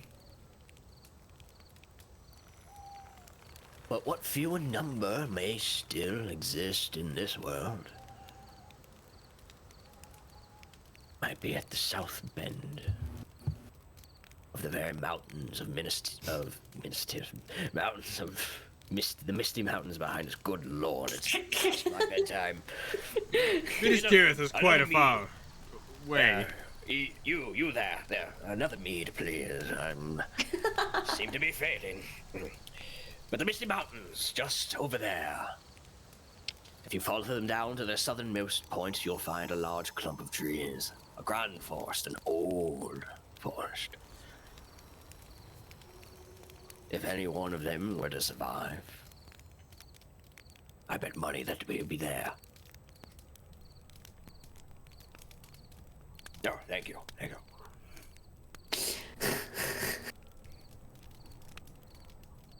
Couple of off conversations amongst the group, especially some of the kids. Trees can talk? Even Merowyn's sitting there going, whoa. I mean, I lean into Marin. Personally, I believe it after some of the things I've seen. I mean, Fig can become a bear. Why can't trees talk? A talking tree? That would be awesome. I'm listening very intently and just kind of gently playing and gripping at my necklace. I'm going to lean over to Fig and be like, you haven't seen a talking tree before, have you? I mean, you talk to trees. Is that how it started? You met one tree that talked to you?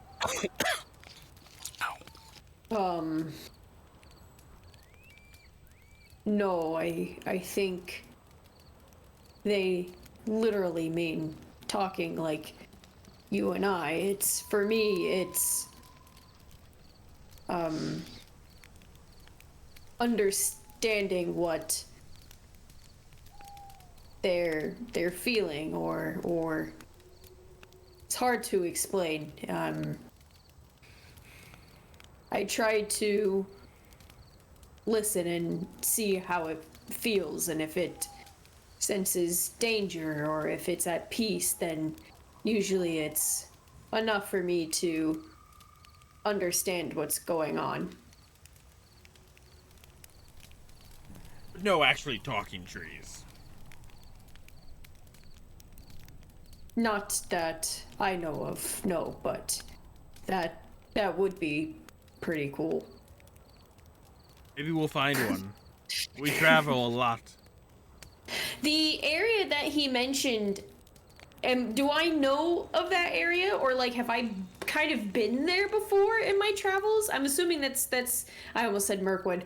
That part of mountains and stuff, that's still Greenwood-esque, right? I don't know if I've gone that far. It's Fangorn The Misty Forest. Mountains? Oh, I'm misunderstanding. I suck at Middle-earth geography, so never mind then. No, Bring it, he said the southern range of the Misty Mountains. Yep, I suck at Middle-earth geography, so never mind. Which mountains did you think he said? You said Misty Mountains. Is Yeah. that? Yeah. Yep, Okay. I suck at geography. Never mind. Forget what I asked. Okay. I'm listening what'd you ask? intently. What? What'd you ask? I forgot. What? What? I did too. I can name you almost so many countries in our actual world map, but God forbid you give me a fantasy map. I just lose my mind. I'm better with fantasy maps. Now, little ones, it's time for you all to get some rest, because we have long journeys ahead of us, and we all need everyone at their full strength. So, get some rest, and then tomorrow you might be lucky, and if I'm in a good mood, which means be nice to me on the road, especially you little one,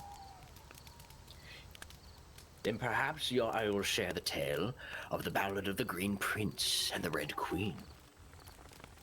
Now off. Let the adults drink in peace. Like the sound of that.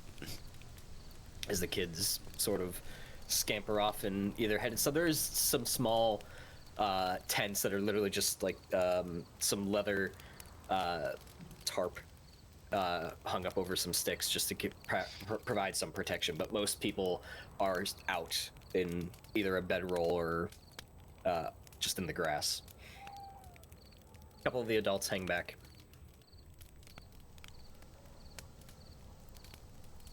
but everything Cirion for speaks the most up. part just seems. Go ahead. I'll say, so... time for meat? It's... I've already got mine, so. Everyone's already drinking. Go drink. Go help yourself, kid. Cirion looks at Malvhor and go...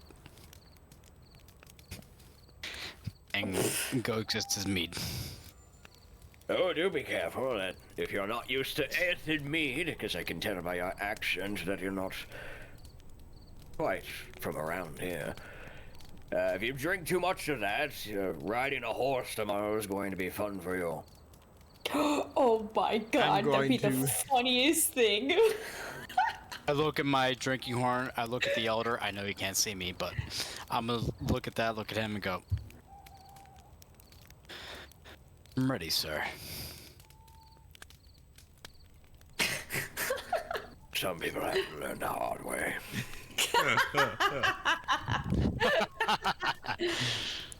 I'm gonna lean toward Merwin. I'm gonna say, do you have any questions you want to ask about the Aethid people?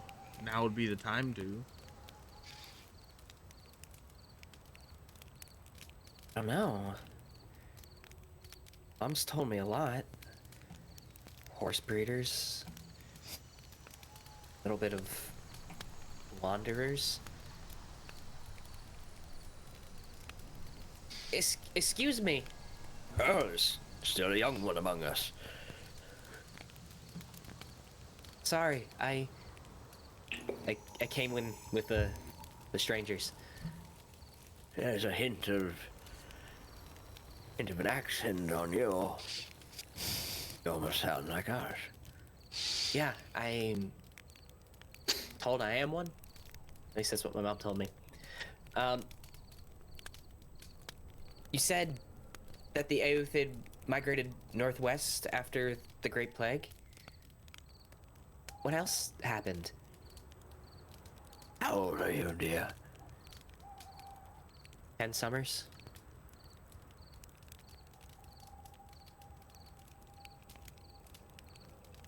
Our people were scattered shortly after the Great Plague and the war that transpired with the Wayne Riders. Gondor helped, but eventually they were unable to support us as they had their own problems with Harad and Ruin. We made settlements along the mountains and up in north of the Anduin Vales, and even some of us as far as the western side of the Misty Mountains. We helped Gondor and Arnor against Angmar. Most of our settlements, though under various sort of chiefdoms, if you will, have decent relationships with Gondor, the Southern Kingdom. But for the most part, we keep to ourselves. Most our main settlement is Fromsburg up in the north. But every year we've seemed to migrate a little bit further south. Very simple people. Just a wide open pasture and some horses, and we couldn't be happier.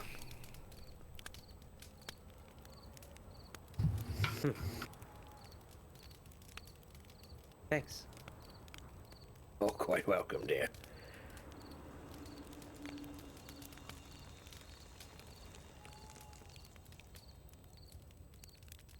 Well, it's getting late, Merwin. You should probably be off to bed as well. We'll find a suitable place for you to sleep. All right. It was nice meeting you. It was very nice to meet you as well. Now, off with you. She gets up and goes and finds a spot to hunker down, and you just sort of see her go lay out in a bit of a tall grass and just sort of sit up and just like stare up at the sky for a while.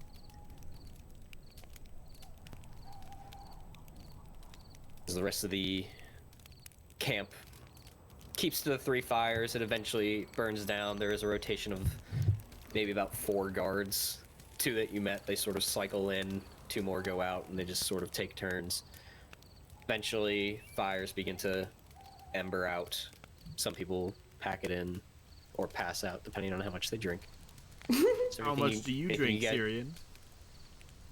Yeah, how much do you drink? Oh. Oh, no. Make a passing out check. Part of me is curious what that would be, but anyway. Constitution. I'm gonna drink 2 horns. 2 horns? Go ahead and give me a Constitution saving throw. Oh! Okay. EC's probably lower, I imagine, because it's only 2. I am proficient, and that's okay. Depends on how strong the meat is. And that's a natural 1. Oh my god, I love it. You get through the first horn. You get through the first horn in the midst of just random conversation. There's no real grand thing going on. Everybody's got like a little side conversation, or it's just admiring the fire. And you get through with the first one, and you feel it. You're like, oh well, that's no Osgiliath ale. You meander over to the barrel and dunk the horn and come back, and you get about halfway into that one, and it just hits you like a brick wall. This is by far the strongest stuff you've ever had in comparison to everything in Gondor. God damn! To the point where when you're sitting down, you feel like you're leaning at a 45-degree angle to your right. I know how that feels. Oh my god. And in the middle of someone's story, you just sort of lean off to the side and you just empty your entire stomach. And the old guy just hears it and he's like, I told you he would learn the hard way.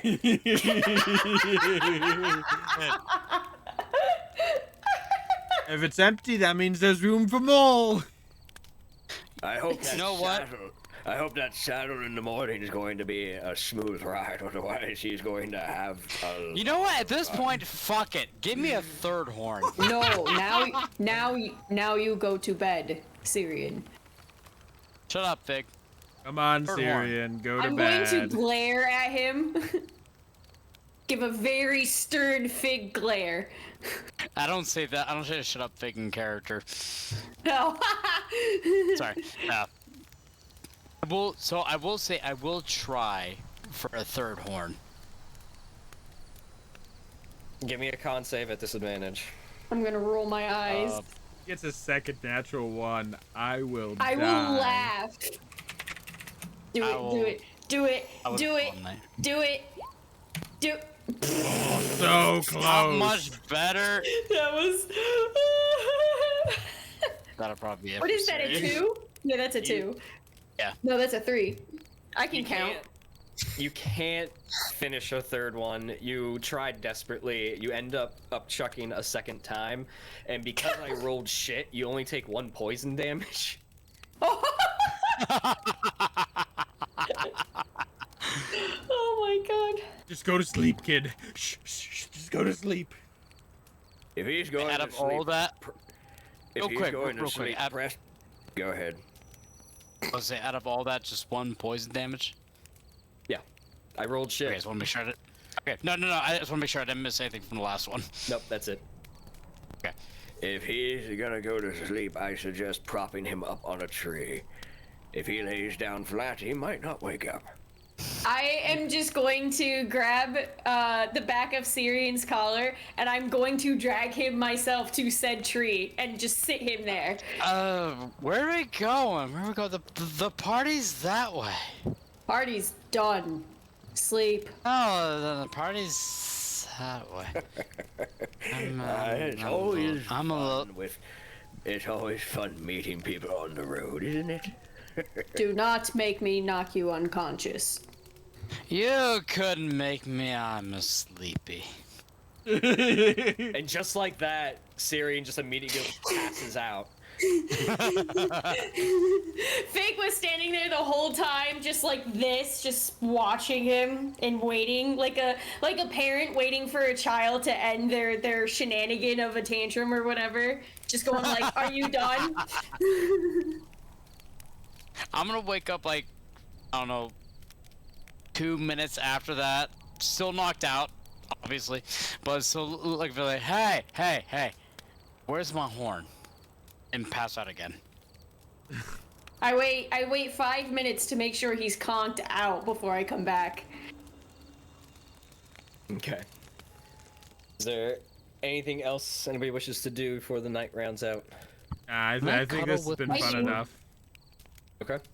I was going to at some point look at the older gentleman and ask the one who gave the trees their voices, is there a name for them? We didn't hear the whole story.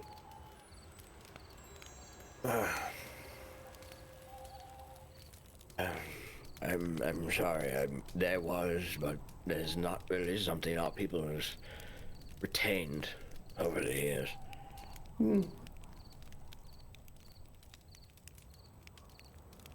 I see. Thank you. I was curious. You're welcome. That was it. I wanted to know more about that. Was that the only thing you wanted to know? Well, because I thought I was interested in knowing more about that entity, I guess. Maybe I asked the wrong question.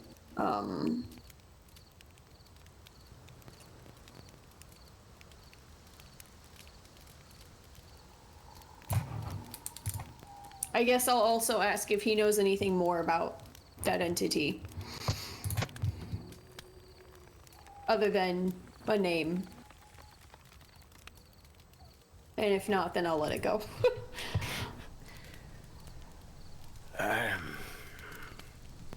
She is one of the Valar and presides over nature and the forest itself.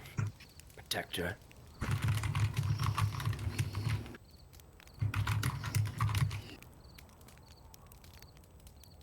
She gave life to these creatures. Behest of her council or the other, I think for Ilvatar, I believe is his name. What? Wait, what? Ilvatar. How do you spell that?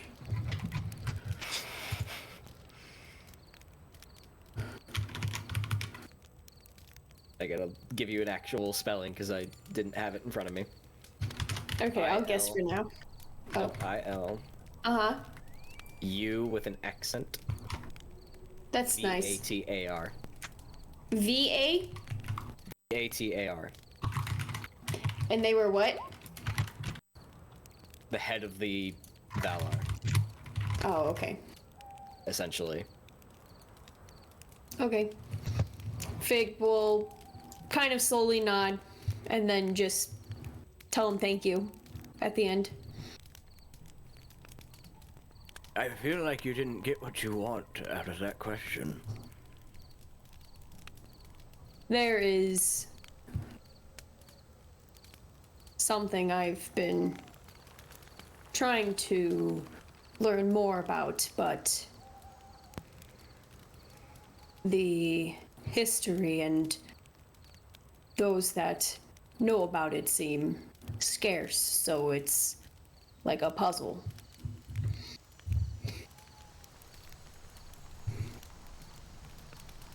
But I only know it's been passed down to us and the bits of fragments of stories that I've been able to piece together. I myself have not had the pleasure of meeting one of these creatures. But if you were to, they might have the answers you seek. The shepherds. Yes. Shepherds of the forest, of the trees.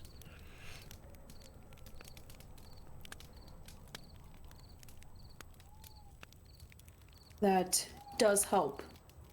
Thank you. You're quite welcome.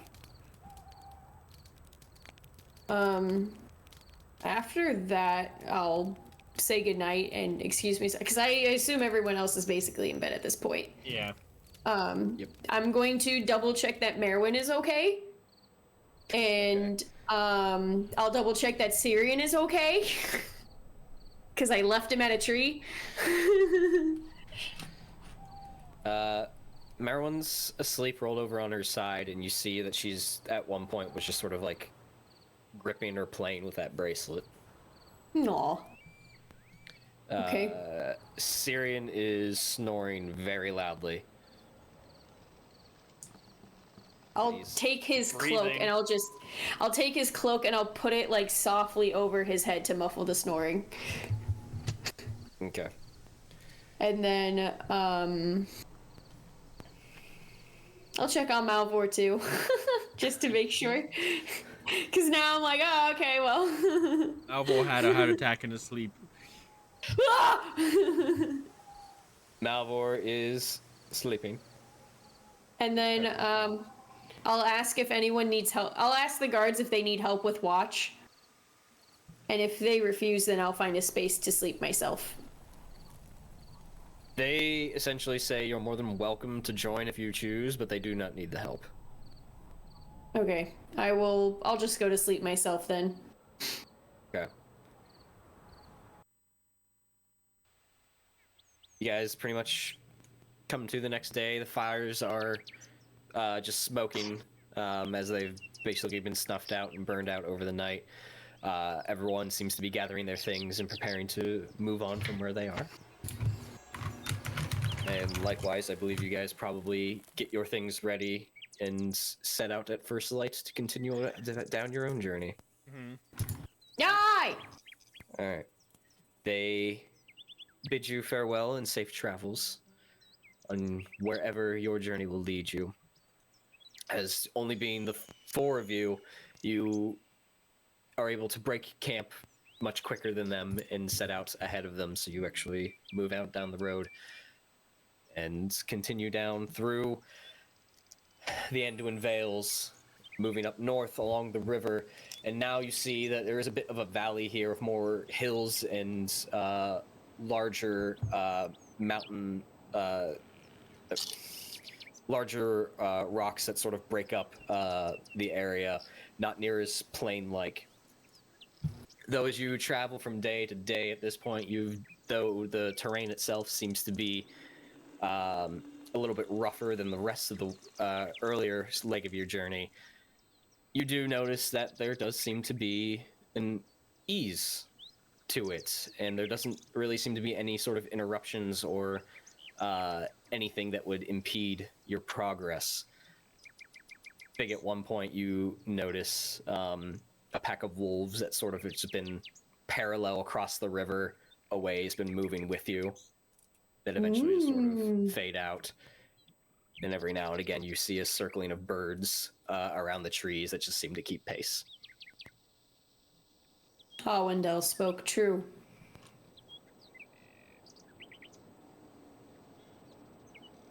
Our animal friends are here. Yes, we are being protected. Excellent. You all eventually come, after a few more days of travel, to the edge of the forest that Fig essentially guides you to, and you stop and you find a beautifully adorned stone carving of an archway that's just been wrapped in tree vines and decorated with flowers, and is just at the peak of blooming. It looks like that just sort of opens its way up into the forest. It appears to be a bit of a stone path. Is this the path, Fig? At the south, did you say the south end, or am I still mishearing stuff? West end. Oh, no, so we are where we want to be. Yes. This is it. I've not been home in a while. Well, no use in dilly-dallying. Let's get you home. We're almost there.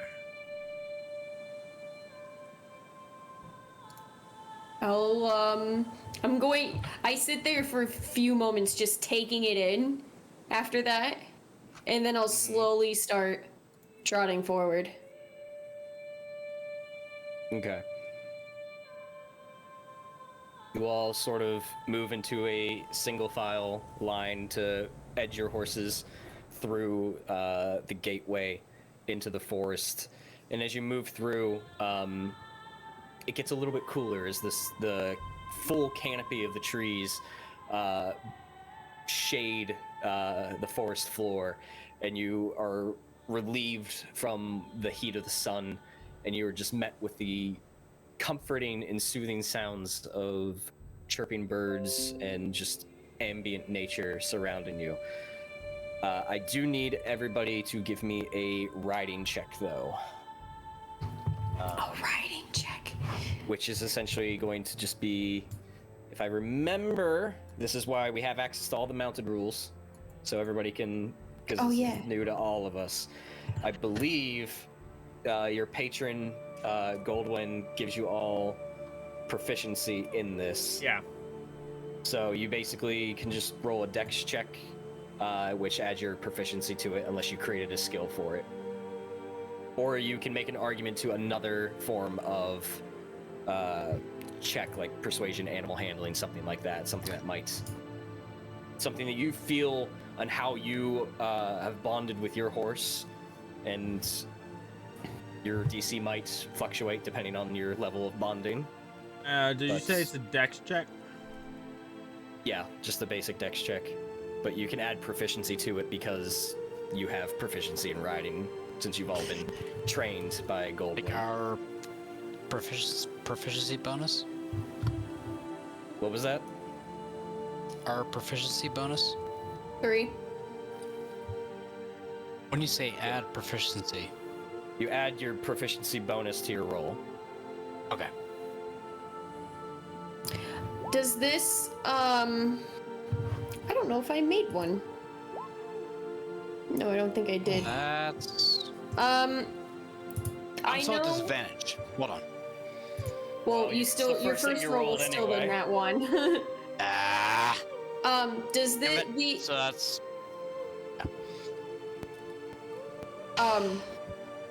There was a time where I fed Wild Step some carrots and you told me to write down a +1 with them. I don't remember what that was for, but I wanted to double check if this was it. That's me checking its bonding with you. That's right. Okay, That's so... all that is. Okay. And that is going to determine, basically, if you make an argument for a different type of check based on how you've bonded with your horse. That's what I take into account then. Okay, I would like to argue animal handling, because a lot of what I did was helping, was giving Wild Step carrots, and then I talked a lot with it and everything, like just trying to be peaceful and friendly with it. Okay. Or with him. All right. You're proficient in animal handling? I am. Okay. Yeah, that's fine. I'm just going through my notes to see where I have your bonding level at to determine your DC. Oh, okay. Go ahead. 15. I'm trying to remember where I put that too. Okay. It was a while ago. Oh, Wild Step bonding +1. That's all I have. Excellent. All right. So, leading the group, Fig is able to lead her horse into the path. And everyone does feel an initial restraint from the horses, not out of fear.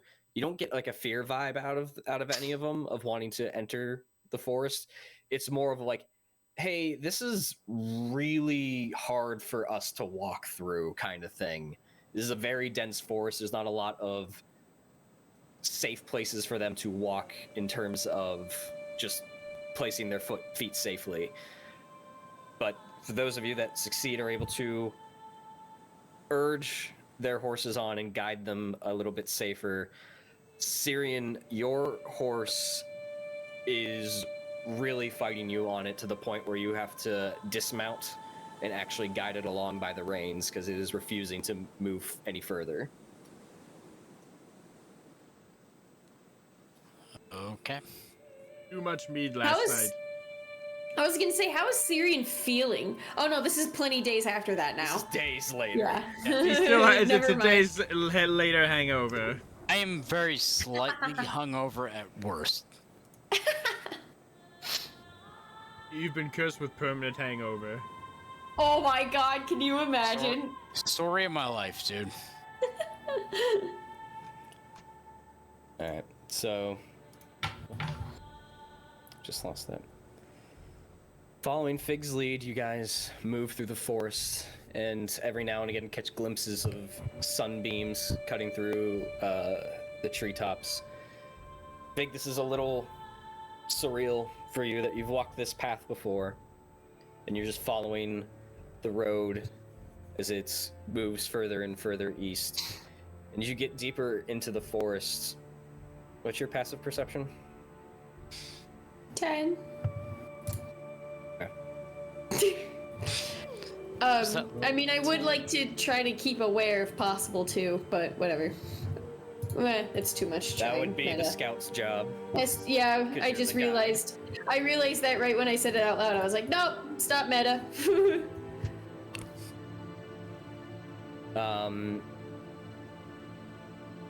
It's on a moment that you guys keep moving, and then almost out of nowhere, you hear the tensing of a bowstring and the moving of wood. I do? Oh. All of you. All of us. I stop immediately, Yeah, Okay. same. Okay. and I'm gonna have I'm gonna eyes bring my start around. hand to the handle of my sword. I wouldn't do that. Do I recognize the voice? You do. I do. Yeah, you do. Take it easy, kid. We're not here to fight. So I'll slowly lift the hand from the hilt of my sword and just go. Why not? You already live short lives. I wouldn't recommend it making it any shorter. You bring up a good point, friend. That depends entirely on how you present yourself. We are. Lot of Is yes, Fig? Do you want to take the lead here? Fig, it seems like you know them. They're about to put a couple rounds in me. Arian Randil. Arian Randil.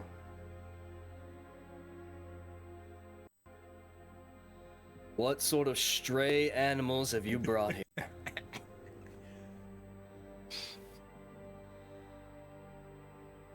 stray, He's housebroken. seemingly stray indeed, but we have one in need of help. It's good to be home. It's been a long time. Can I put my hands down? Put your hands down. Slowly, I do it. Your time away has made you a little rusty, Fig. The city noise of men has not helped. It's loud. Hard to listen.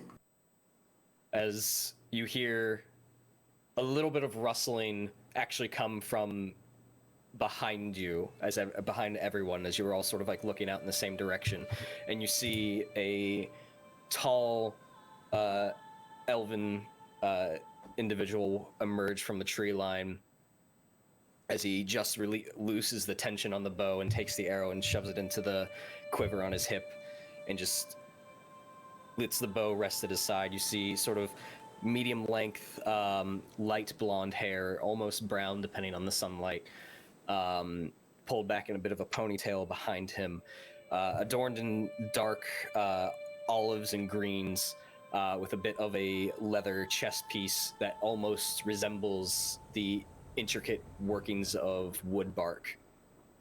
And across his left eye, you see a deep scar that just sort of decorates a bit of his face. No, That's Fig's daddy.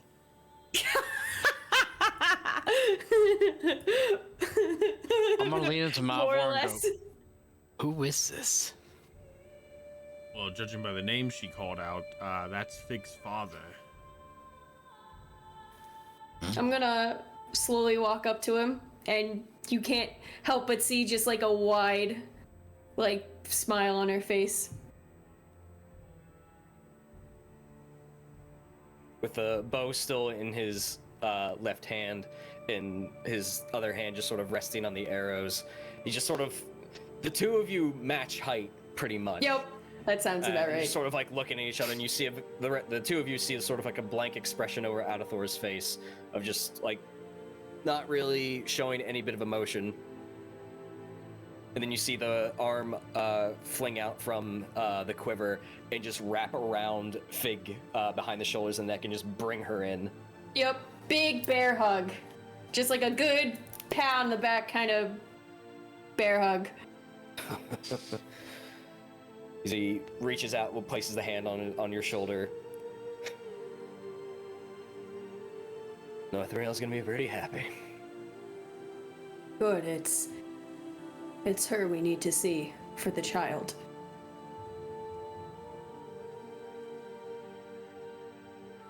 How long? As you see his eyes dart over towards Merowyn. How long she's been ill? Her heart rate's low. Been Months, I think, right? probably a month, if not a little longer.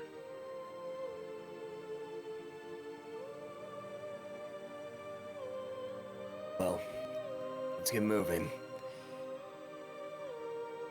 I'm You gonna can come with me. Follow me. I'm just gonna quickly ask Merwin, how are you feeling today, Merwin? A little tired. I just kind of chalk that up to all the riding we've done. Yeah, well, We need.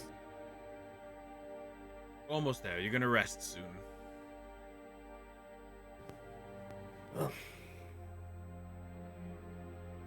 follow me. Our village isn't too far from here. I follow, yeah. He walks out ahead of everyone as he just keeps pacing, just constantly just sort of looking around. Some of you might even notice that at times you almost see the ears shift of moving as if he's picking up on sounds in the forest.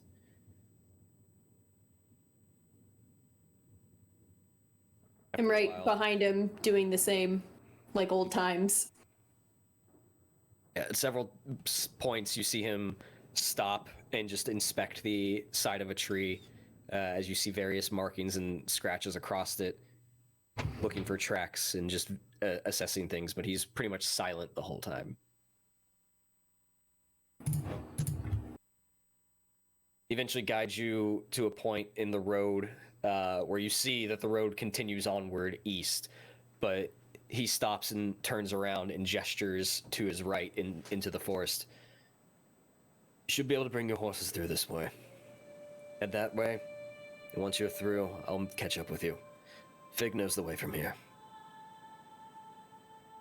Understood. Let's Pleasure go. meeting you, sir.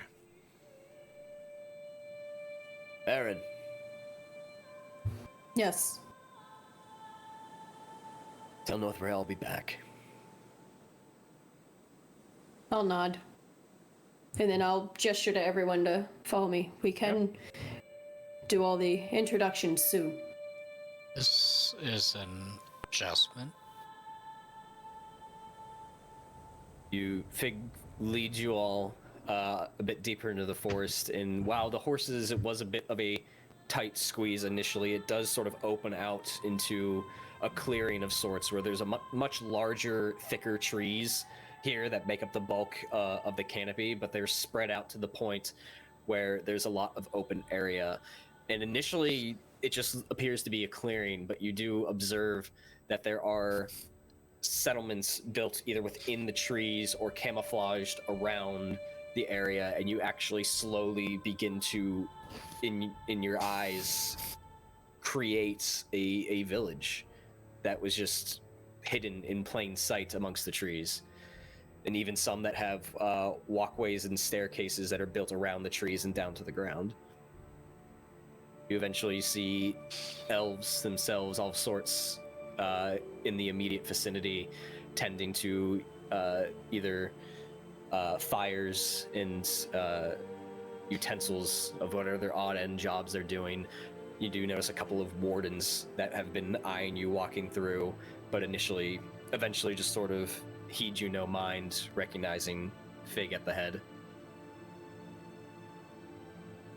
Fig leads you over past one of the bigger trees and over to a hut that is created out of sort of moss and leaves and almost appears to be a extension or a growth from the tree itself, and walks you inside, and the horses seem to calm down here as you all sort of dismount, and a young elf who looks probably no younger or no older than a teenager to your eyes walks over and just takes the reins from you all and just sort of nods his head towards Fig and just guides them off to the side.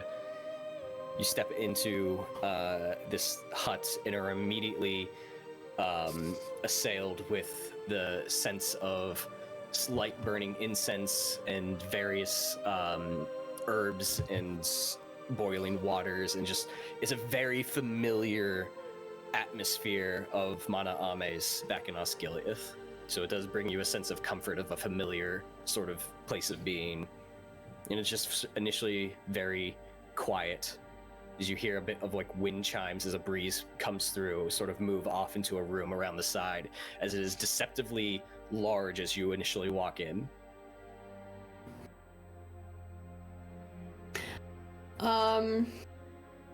I'm going to start meandering through the hut to look for who I'm looking for, quietly. But I'll tell everyone to, or I'll kind of gesture to just like hang here for a second or whatever. Okay. I'll just stay back. Okay.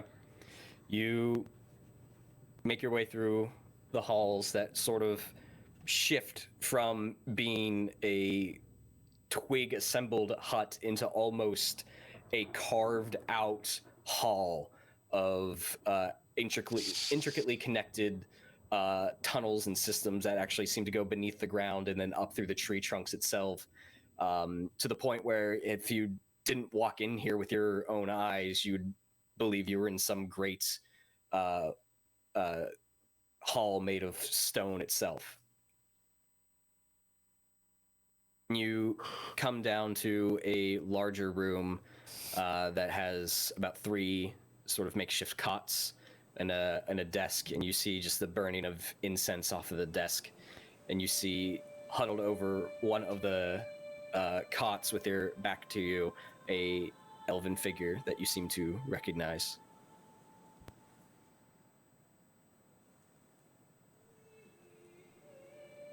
Oh my god, I'm nervous. It's like, oh shit. It's been a long time, hasn't it? That was really bad. She'll say that too. I did it in her voice. Her voice, she'll be like, "Oh, should have said something different."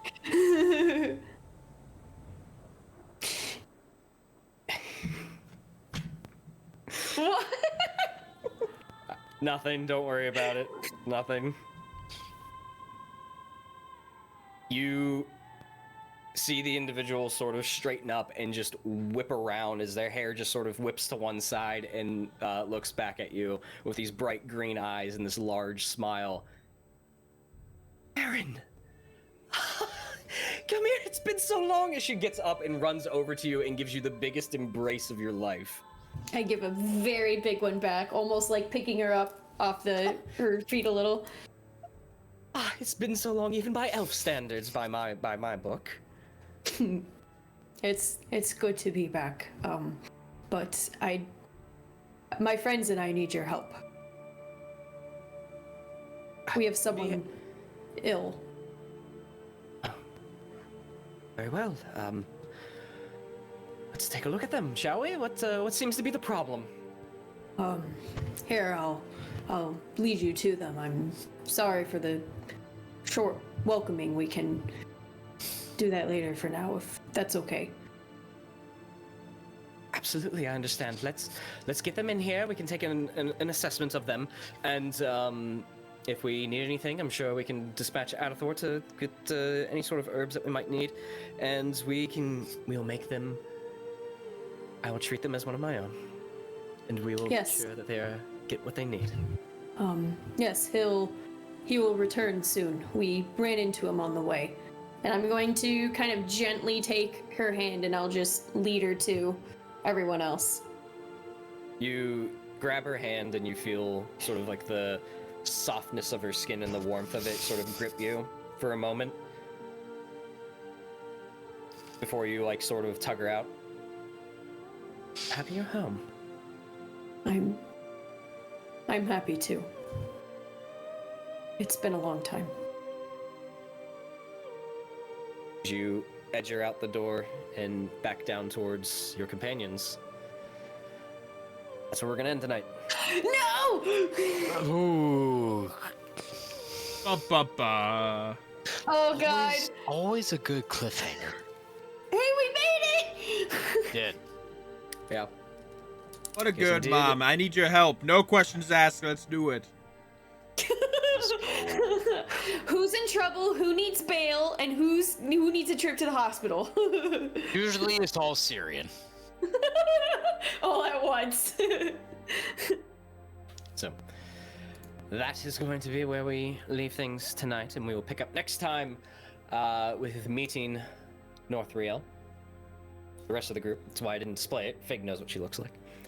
I did. And we'll see where you guys go from here, knowing you have a whole nother task still. You've arrived in the Greenwood and found who you're looking for. So, one aspect done. We'll see where it goes from here. A deal to uphold. So.